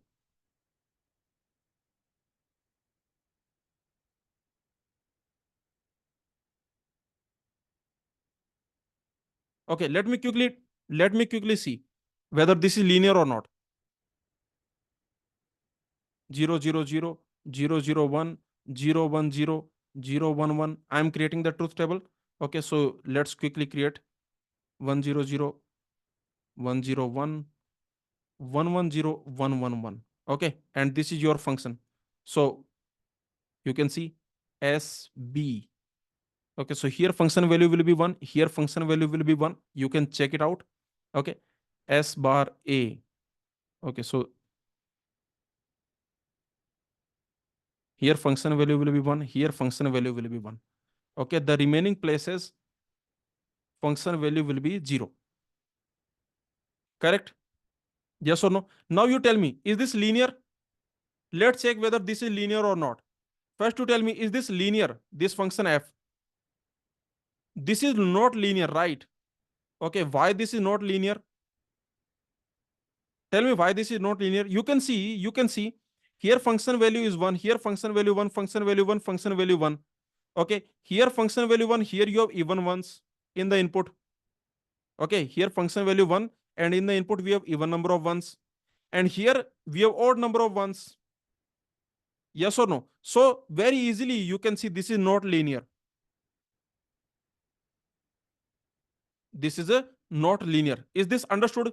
Okay, so very easily I can say that this multiplexer, this equation is not linear, right?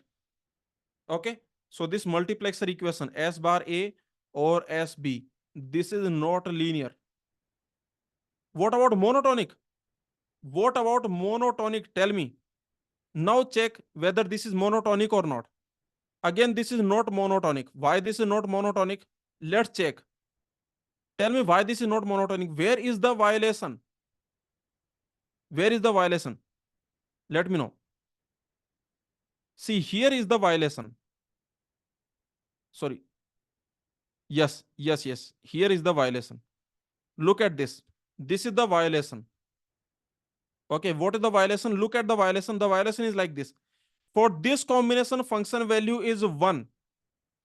Okay, if I change single variable from 0 to 1, if I change single variable from 0 to 1, then function value is decreasing. Function value is decreasing. Yes or no? So that is the reason this is not monotonic. Is this clear? Please tell me. Let me know. Very simple, right? Okay, so remember, this is not linear, this is not monotonic. Okay, this equation is not linear, this equation is not monotonic. So finally, I can say, what I can say, tell me. See, this is not zero preserving, this is not one preserving, these are not self-dual, this is not linear, this is not monotonic. So Post theorem says that this X is functionally complete. That's it. Okay. I hope you are loving Post theorem now. Okay. By this example of 2 by 1 multiplexer, did you find Post theorem is also very nice theorem? See, very simple. What was our target? Our target was to check whether multiplexer is functionally complete or not. We know this is a 2 by 1 multiplexer. In 2 by 1 multiplexer, there are two inputs. There is one select line, there is one output. Okay, so this is the output equation. We want to check whether this is functionally complete or not with help of Post theorem. Okay, so you can easily see we need to check this is functionally complete or not. Now you can easily see with the help of Post theorem, you can easily see that this is functionally complete. Okay, so that's it. So remember, we have seen that 2 by 1 multiplexer, or I can say multiplexer. Multiplexer is functionally complete. We have seen by two methods. Okay, we have seen by two methods. We have created this method also we have seen, and we have seen the Post theorem also we have seen. So that's it. So finally, I can say that this is functionally complete. Okay. What about the next? AND comma XOR. Is this functionally complete? Let's see option C. Let's see option C. Option C is saying AND comma XOR. And XOR. Okay. Also 0 comma 1, right? Yes or no? Also 0 comma 1. Because we are talking about XOR gate. Okay. So of course we can use 0 comma 1. These signals we can use. Now you tell me, quickly tell me, is this functionally complete or not? Let's apply the Post theorem. By Post theorem, let's check. Because now this has become your favorite. This Post theorem has become your favorite, right? Okay. So let's quickly check with Post theorem. You can see this is not one preserving. Okay. This is not zero preserving. Okay. What about self dual? You can see none of them is self dual. Yes or no? None of them is self dual. This and XOR 0 1, they are not self dual. They are not self dual. Okay. What else? What about linear? This is not linear. This and is not linear. In our lectures, we have already seen that this AND is not linear. What else? Constant function is linear, XOR is linear, but AND is not linear. What about monotonic? XOR is not monotonic, right? XOR is not monotonic. So what you can say? By Post theorem, what you can say? Tell me. Quickly tell me by Post theorem what you can say. So this set is functionally complete. Okay, so this set is functionally complete. Is this understood? That this is functionally complete. That's it. So this is your Post theorem. Now this has become very easy, right? Post theorem has become so much easy. Very quickly you can do. You don't have to spend a lot of time. Okay, so this is how you can do. Now let's see method number 2. Let's see method number 2 to prove this is functionally complete. What is that? What is method number 2? If I want to prove that this is functionally complete, I want to prove it. Okay, then what I will do? I will create not, or, and these things I will create, right? Okay, I will try to create these things from S. From S, I will try to create these things. So tell me how to create not. Tell me how to create not. I want to create not. Means I want to create A bar or B bar. These things I want to create. Remember, I want to create not. So tell me, very easily you can create. See, not I can create like this: A XOR 1. This will give me what? This will give me A bar. I can use 1. Okay, I can use 1. Correct? Okay, because these signals I can use. So very simple: A XOR 1, that is A bar. So I got A bar. That's it. Can you create something else? Can you create or and something else? Can you give me? Please tell me. For example, can you create or?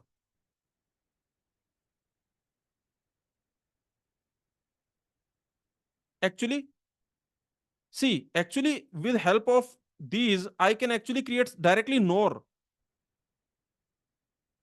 Oh, that's it. Actually, I don't have to do anything. Sorry, I don't have to do anything because I've created not. Already and is available. So my work is done. Yes or no? My work is done. Already and is available. And is available. I've created not. Okay, these two things are already functionally complete. Okay, already and is available. I've created not. So these two things are already functionally complete. So I can say that S is functionally complete. Actually, let me tell you, you can also create nor, for example. Okay, let me tell you how to create nor. Okay, let's try to create nor. The nor you can create like this. You can use this and you can use, means you can use this and. Okay, I can use and, right? Tell me, I can use and, right? Yes or no? Yes, I can use and. So I'm using and. Okay.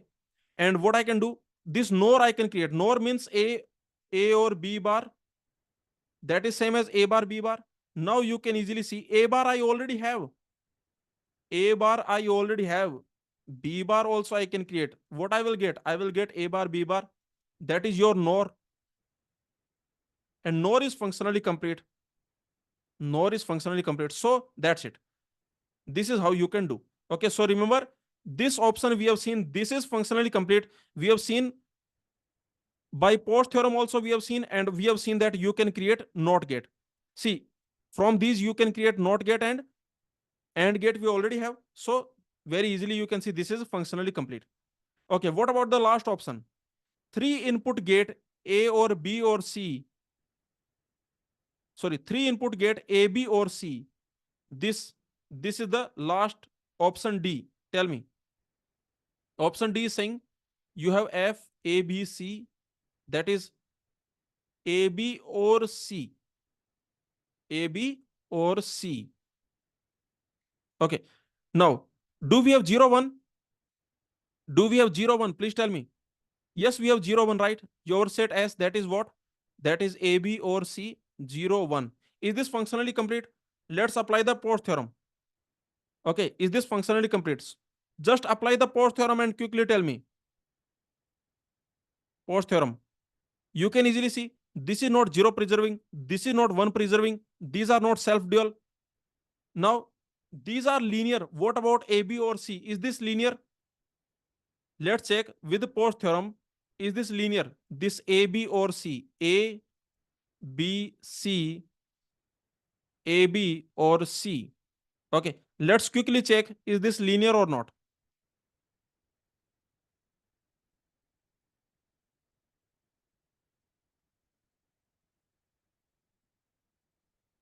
You have A, B or C.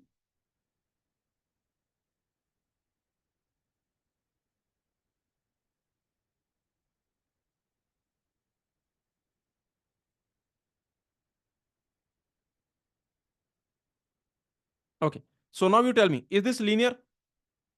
This A, B or C? This is not linear, right? Okay, this is not linear. Why this is not linear? Because you can see here function value 1. See, here function value 1, here function value 1, here function value 1, 1, 1. Okay, you can see here you have odd number of ones in the input. Here function value 1, and here you have odd number of ones in the input. Okay, here function value is 1, and here you have even ones in the input. Okay, so this is not linear. Now you can see this is not linear. So do we need to check the last property, monotonic? Yes, we need to check. Yes or no, we need to check, because this is not zero preserving, this is not one preserving, these are not self dual, this is not linear. Now these are monotonic. What about this? A, B or C? Is this monotonic? Check monotonic or not. Is there any violation of monotonic property? Just check function value is going from 1 to 0. Is function value going from 1 to 0 by changing single variable from 0 to 1? Just check this. Please check. Is function value going from 1 to 0? Is function value going from 1 to 0 by changing single variable from 0 to 1? Is it happening? Please tell me. Are you getting my point? What you need to check? You need to check, is function value going from 1 to 0? Is function value going from 1 to 0 by changing single variable from 0 to 1? Is it happening? Let me know. Is it happening? So you can see, by changing single variable from 0 to 1, by changing single variable from 0 to 1, see here, if I change single variable from 0 to 1, what are the possibilities? Just check this. Means by changing single variable from 0 to 1, okay, I, j, they are same. I, j, they are same by changing single variable from 0 to 1. Okay, so just check this type of possibility is there or not. Does it happen? Does it exist? Okay, so let's check. Let's check. So let's quickly check. With respect to this, what you will check? Tell me. Just quickly tell me. With respect to this, what you will check? With respect to this, here function value is 1. Okay, I want to check function value is going from 1 to 0 or not. Okay, here function value is 1, 0, 0, 1. Here function value is 1, right? Correct? Yes or no? Here function value is 1. Now tell me, with respect to this, which combinations you will check? With respect to this, change single variable from 0 to 1. So you can change this from 0 to 1, or you can change this from 0 to 1.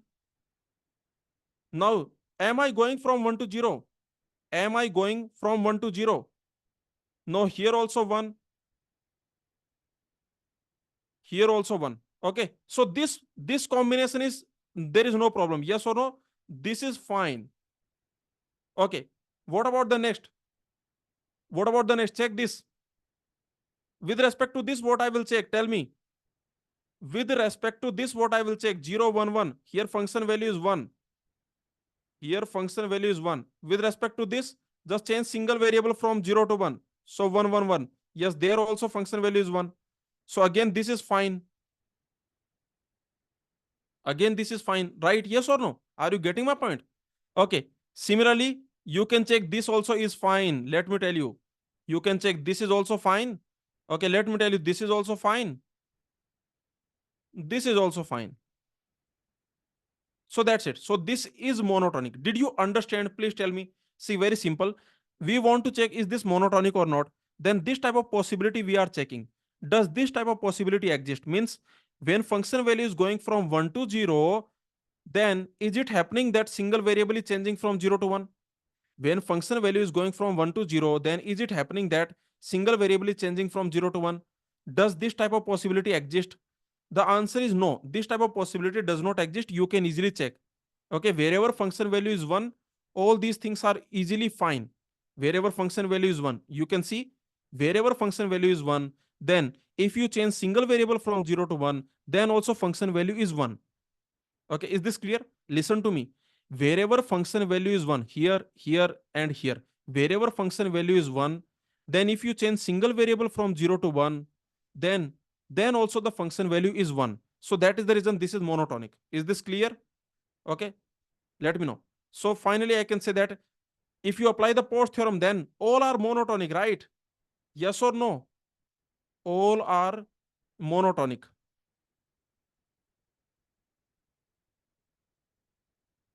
And because all are monotonic, so what Post theorem says? Tell me. Because all are monotonic, so what Post theorem says? Post theorem says that S is not functionally complete. Is this clear? S is not functionally complete. Okay, so very easily you can say that this is not functionally complete.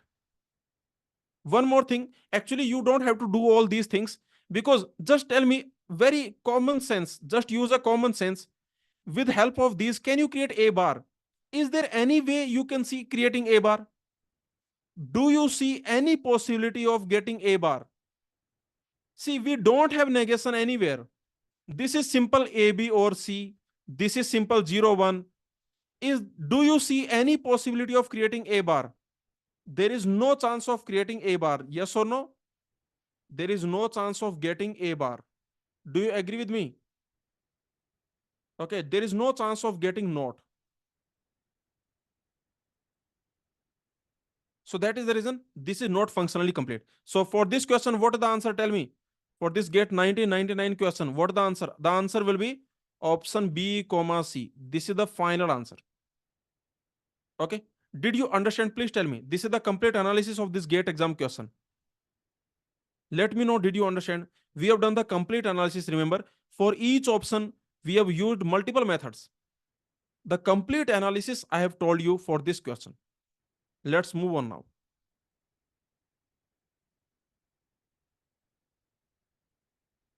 Let's solve this question. This is GATE 1993 question. Assume that only half adders are available in your lab. Show that any binary function can be implemented using half adder. So what the question is asking? The question is asking, show that any binary function can be implemented using half adders only. Means we have to prove that half adder is functionally complete. Yes or no?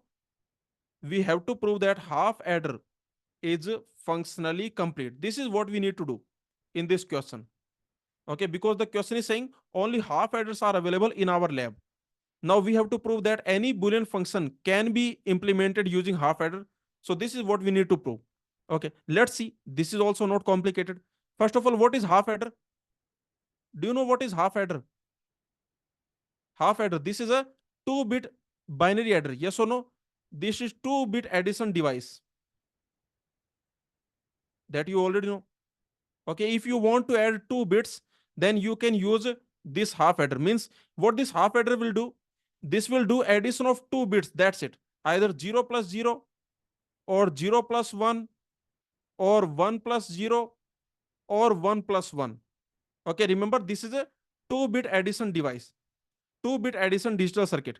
Okay, so with help of this half adder, you can add 2 bits, either 0 plus 0 or 0 plus 1 or 1 plus 0 or 1 plus 1. That's it.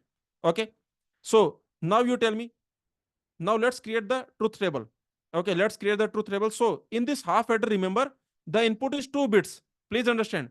In this half adder, this is your half adder, half adder. In this half adder, the input is 2 bits. This A, this is a single bit, and this B, this is single bit. Please understand. This A is a single bit. Either this is 0 or this is 1. This B is single bit. Either this is 0 or this is 1. So here remember A, comma B, they are single bits. They are single bits. Single bit. Okay, A comma B, they are single bit. Yes or no? A is 0 or 1, B is 0, 1, 0 or 1. For example, here this is A and this is B. Okay, so very simple, very easily you can see this. Because remember, half adder, that is a 2-bit addition device. So what is the input of half adder? The input of half adder is AB, where A is a single bit, B is a single bit. Okay, A is single bit. For example, A is not multi-bit. This is not A. This is not A. A is single bit. Either A is 0 or A is 1. Similarly, B is 0 or 1. And what are the outputs? You will see there are two outputs. One will be what is sum, and another will be what is carry. Okay, whenever you do addition, then there will be two things. There will be sum, there will be carry. That you already know. In your school life, you also have seen. In our school life, we have seen whenever we do addition, then there are two outputs. One is sum, one is carry. Okay. So now let's create the truth table. These are the inputs. Remember, inputs are single bits. This A is single bit, B is single bit. This A is either 0 or 1. Similarly, B is 0 or 1. Okay, so there will be these combinations possible. Okay, you know that B is 0 or 1. Okay, 0 or 1. So these are the combinations possible. And there will be two outputs. One output is sum, let's call it S. Another output will be carry, let's call it C. Okay, so tell me, in this situation, what is sum? 0 plus 0, sum is 0. There is no carry. In this situation, what is sum? Sum is 1. There is no carry.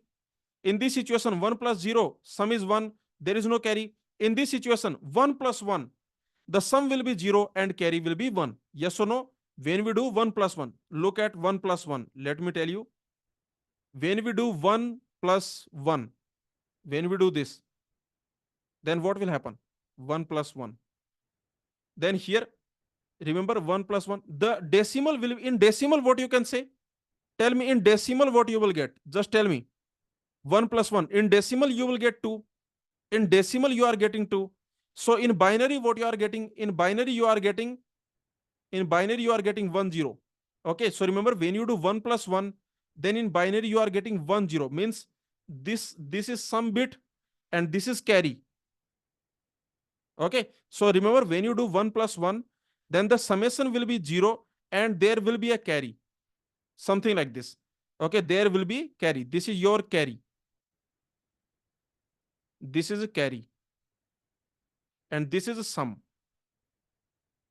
Simple.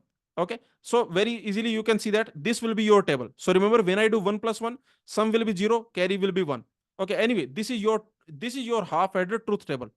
So now tell me, what is the carry equation? What is the carry equation? Equation for carry. What is carry equation? You can see carry is just A and B. 0 0 1. This is the truth table for A and B. Okay. So carry equation will be A and B, right? Yes or no? And what about sum equation? Tell me, what about sum equation? What is this equation? Sum S. That is your XOR. 0 1 1 0. That is your XOR. So that is XOR. Okay. So you have these. So finally, what we have, let me tell you. Finally, this is what we have. Half adder. In half adder, let me tell you, this is ultimately happens that this is your half adder circuit. These are the inputs. Inputs are single bits. A is single bit, B is single bit. Okay. And there are two outputs. One output is sum, you can call it S, and the equation is A XOR B. Another output is carry, you can call it C, and the equation is AB. Okay, so this is your half adder. Now we have to prove half adder is what we need to prove. We need to prove half adder is functionally complete. Okay, this is what we need to prove. So now ultimately what we have, see, half adder is ultimately giving you these two. Also, you can use 0, 1. Tell me, can we use 0, 1 signals? Can we use signal 0, signal 1? Let me know. Can we use signal 0, signal 1? Yes, we can use signal 0, signal 1. Okay, because the question is talking about half adder. Half adder is a digital circuit. It is a digital circuit. Okay, so whenever the question is talking about digital circuit, you can use 0, 1 signals. You can always use. Okay, so 0, 1 signals. Remember, we can use 0, 1 signals. We can use 0, 1 signals. Okay. So let's see. So finally, we have to prove that half adder is functionally complete. So these are the two outputs. So remember, ultimately we have this set. Ultimately we have this set X. In this set we have, these are the things. One is A XOR B. You can see this is the output A XOR B. Another output is AB. So remember, this is available. This is available. I can say. Please understand. In the half adder, if I give these inputs, then this output is available. This output is available. Okay. So this is available. This is available. And because we are talking about digital circuit, so this is available. This is available. These four things are available to us. Now let's see whether this is functionally complete or not. Let's apply Potts theorem. First, let me apply Potts theorem. Tell me, by Potts theorem, can I say this is functionally complete? You can see this is not zero preserving. This is not one preserving. These are, all of them are not self-dual. They are actually not self-dual. Okay. You can see this is not linear. Okay. And this is not monotonic. So did you understand that? You can see this zero is not one preserving. Or I can say this one. Look at this. This one is not zero preserving. Okay, this one. This is not zero preserving. Correct? This XOR is not one preserving. You can see this XOR. This is not one preserving. What about self-dual? For example, this AND is not self-dual. Yes or no? Actually, they are not self-dual. Actually, none of them is self-dual. But anyway, we just care about one of them. This is not self-dual. You can see this AND is not linear. AND is not linear. And what about XOR? XOR is not monotonic. Okay, so tell me, by Potts theorem, what you got? From Potts theorem, what you got, let me know. So we can say X is a functionally complete. Okay. By Potts theorem, we can say so that this set is a functionally complete. That's it. Yes or no? So half adder is functionally complete. So half adder is functionally complete. Is this clear? What is method number two? Tell me what is method number two. Method number two is create NOT. We all have to create NOT, right? Because we already have AND. See, already we have AND. Please understand, we already have AND. Okay, so we just have to create NOT comma AND. AND is already available. Already available.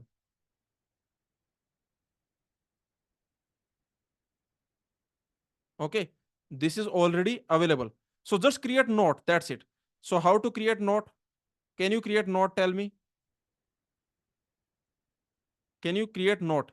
Yes, of course you can create NOT. For example, what is A XOR 1? That is A bar. So that's it. We have created NOT. Yes or no? And already AND is available. AND is already available. So finally I can say, so half adder is functionally complete. Did you understand? Please tell me. Let me know. So this question we have done. This GATE 1993 question, half adder is functionally complete, we have done. Is this clear? Please tell me. Let me know. Is this understood? Let me know. Okay. So very simple. Similarly, full adder is also functionally complete. Half adder is functionally complete. Full adder is also functionally complete. But anyway, this is enough. Okay. Let's solve this GATE Computer Science 1992 question. All digital circuits can be realized using only. The question is talking about functional completeness. Yes or no? See, the question is talking about functional completeness.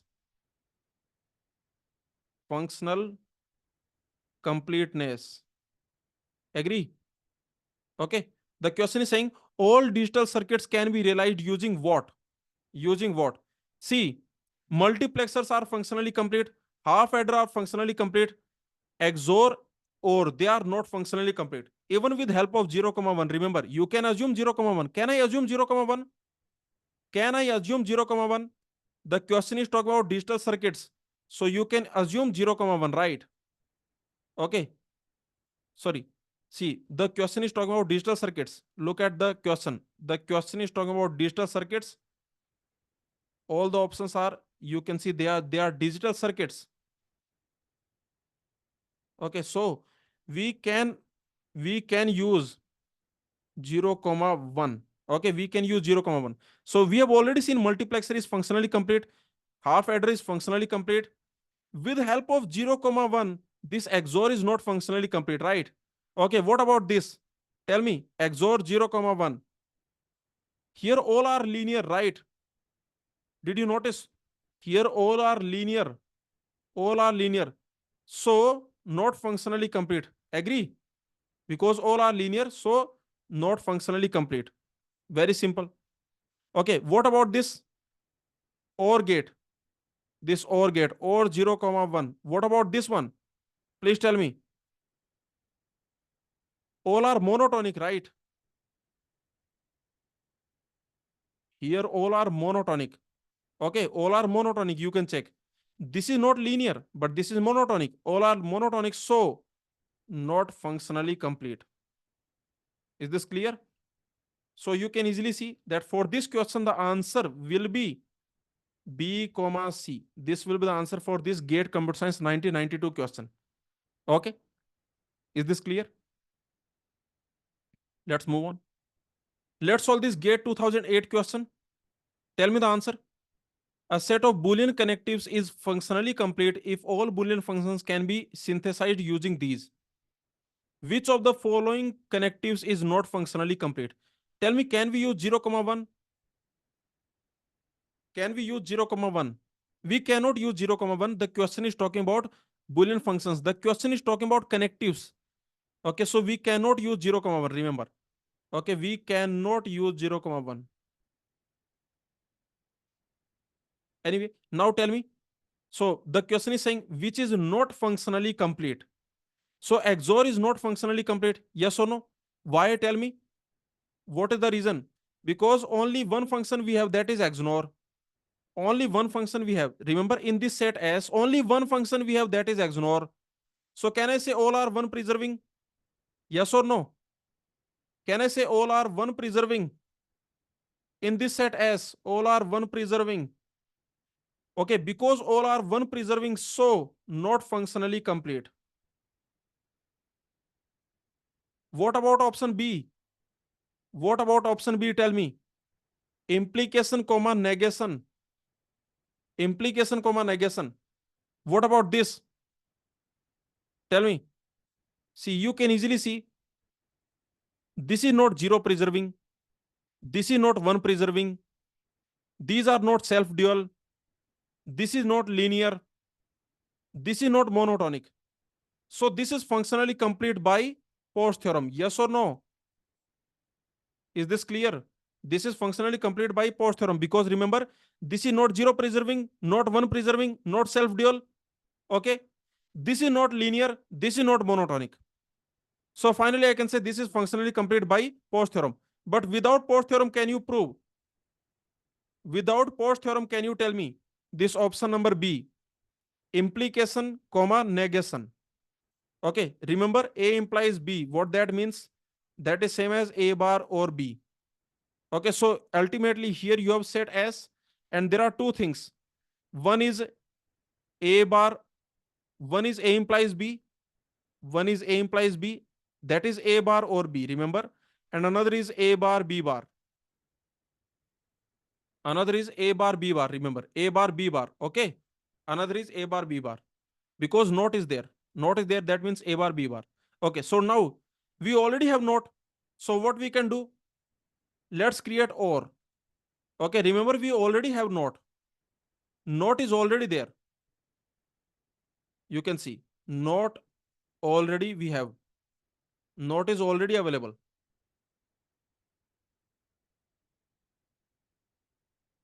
Okay. So because not is already available, so we can easily create, or I can replace this A with A bar. I can use this A bar here. I can use this A bar here. Okay. A bar implies B. That is same as A or B. So that's it. I got or. I got or, I got not, and that is functionally complete. Or comma not.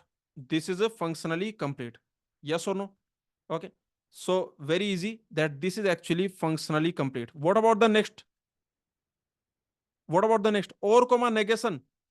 Or comma negation, that we already know this is functionally complete. NAND, this is standard, this is universal gate. NAND comma NOR, they are universal gate. So this is also functionally complete. For this question, the answer will be option A. Yes or no? The answer will be option A. Let's solve this ISRO 2013 question. Any set of Boolean operators that is sufficient to represent all Boolean expression is called complete. Okay. Which of the following is not complete? The question is talking about functional completeness. The question is asking which of them is not functionally complete. So tell me which of them is not functionally complete. Let me know. Or comma not, that is functionally complete. We already know. Okay. NOR is universal gate. So this is functionally complete. And comma net and comma not. This is functionally complete. We already know. And comma or. Yes, this is not functionally complete. Okay, this is not functionally complete. And comma or, that is not functionally complete. Why? Tell me. See, look at option C. And comma or. There is and, there is or. Okay.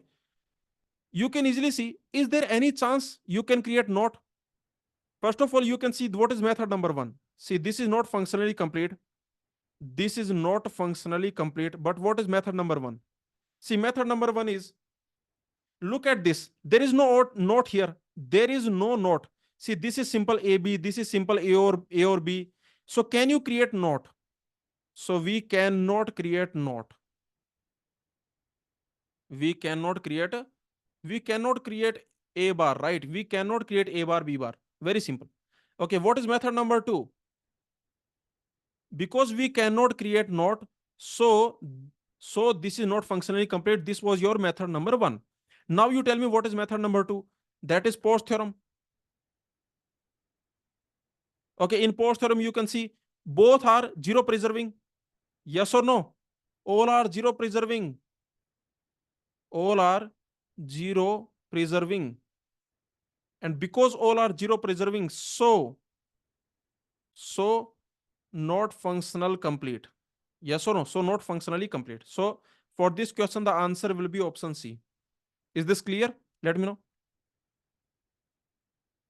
This is GATE 1989 question. Tell me what is the answer. The question is saying, prove that NOR is functionally complete set of Boolean operations. Okay, this NOR, only one operator we have, remember, only one operation we have, NOR. And we need to prove that this is functionally complete. Okay, so what are the ways? What is method number one? What is method number two? Tell me. See, I want to prove that this set S, okay, which has NOR A, NOR B, this is functionally complete. I want to prove this. Okay, remember this is the symbol for NOR, A, NOR B, A, NOR B. And what is that? That is same as A or B whole bar. And that is same as A bar, B bar. Correct? Okay, so this is your NOR. What is method number one? Method number one is very simple. That is create not. Can I create not comma or, for example? Okay, if I can create these two, then I can say that NOR is functionally complete. See, this is already functionally complete, or comma not. This is functionally complete. Now, with help of NOR, if I can create not comma or, then I can say that NOR is also functionally complete. So let's see how to create not. Tell me how to create not from NOR. Very simple. Just do A NOR A NOR A. This will give me what? A NOR A. This will give me what? This will give me A bar. So I have created not. So not we have already created. Okay, let's create or. Let's create or. How to create or? Tell me. Let me know. See, to create or, all you need to do, just do this. A nor B, another again A nor B. Okay, just do this. What you will get? Focus here. What you will get? See, if I do A nor B, nor A nor B. Okay, then what I'm getting? What is this A nor B? This is A or B bar. This is A or B bar. Okay, and then you are doing their nor. You are doing this nor this. So what I will get? I will get A or B bar or A or B bar whole bar. Okay, what I will get? I will get A or B bar whole bar, that is A or B. So that's it. I got A or B. Yes or no? So remember, like this, I can create A or B. So because I can create not comma or, so that is the reason I can say this NOR is functionally complete. Okay, NOR is functionally complete because I can create not comma or. You can also create, and. Okay, to create and, this is what you need to do. First create A bar, then create B bar, and then just do their NOR. Okay, see, this is A bar, right? Correct. This is A bar, this is B bar. So first create A bar, then create B bar, and then they do their NOR. You can check it out. This is AB. Okay, so remember, with help of NOR, with help of this NOR, I can create not or and. So that is the reason this is functionally complete. Okay, can you use Post theorem to prove that this is functionally complete? Post theorem, can you apply Post theorem to prove that this is functionally complete? Tell me, let me know. Only one operation we have, remember. Only one function we have. Only one function, that is NOR. Only one function we have. You can see this is not zero preserving. Okay. You can easily see this is not zero preserving. If you replace all the variables by zero, the result is not zero. So this is not zero preserving. This is not one preserving. If you replace all the variables by one, the result is not one. So this is not one preserving. This is not self dual. You can find dual. You can see that it is not same as its dual. So it is not self dual. You can see it is not linear. In our lectures, we have already seen that this is not linear. Also, we have seen that this is not monotonic. In our lectures, we have already seen this is not monotonic, not linear. So by Post theorem, what I can say? Tell me. Tell me. This is not zero preserving, not one preserving, not self-dual, not linear, not monotonic. By Post theorem, what I can say? I can say NOR is a functionally complete. Yes or no? So that's it. So this question, this GATE 1989 question, you can solve by two methods. Both the methods we have seen. Okay. So that's it. We have completed all GATE questions of functional completeness. Is this clear? Okay. I told you that in this session, we will complete all the GATE questions of functional completeness. This was our agenda. Functional completeness, all GATE PYQs, all GATE previous year questions. We have done all GATE computer science previous year questions. Also, we have done all GATE electronics previous year questions. Okay. So these are all the questions in the GATE exam from functional completeness. We have completed all of them. Please tell me, did you like this session? Did you understand everything? For every question, we have done the complete analysis. Multiple methods I have told you. Okay. To solve any question, I have told you multiple methods. If any question is given to you that, okay, prove that this is functionally complete. Now there are multiple methods to prove it. And I have told you multiple methods for every question, for every option. So this is the complete analysis of all the GATE previous year questions of functional completeness. So I hope you loved the session. Okay. So thank you everyone. Please share your review. Please share your feedback in the comments. It will mean a lot. Okay. So I will read, I will go through your feedback. I will go through your comments. So please put a comment. Please put your review in the comments. Okay. Thank you everyone.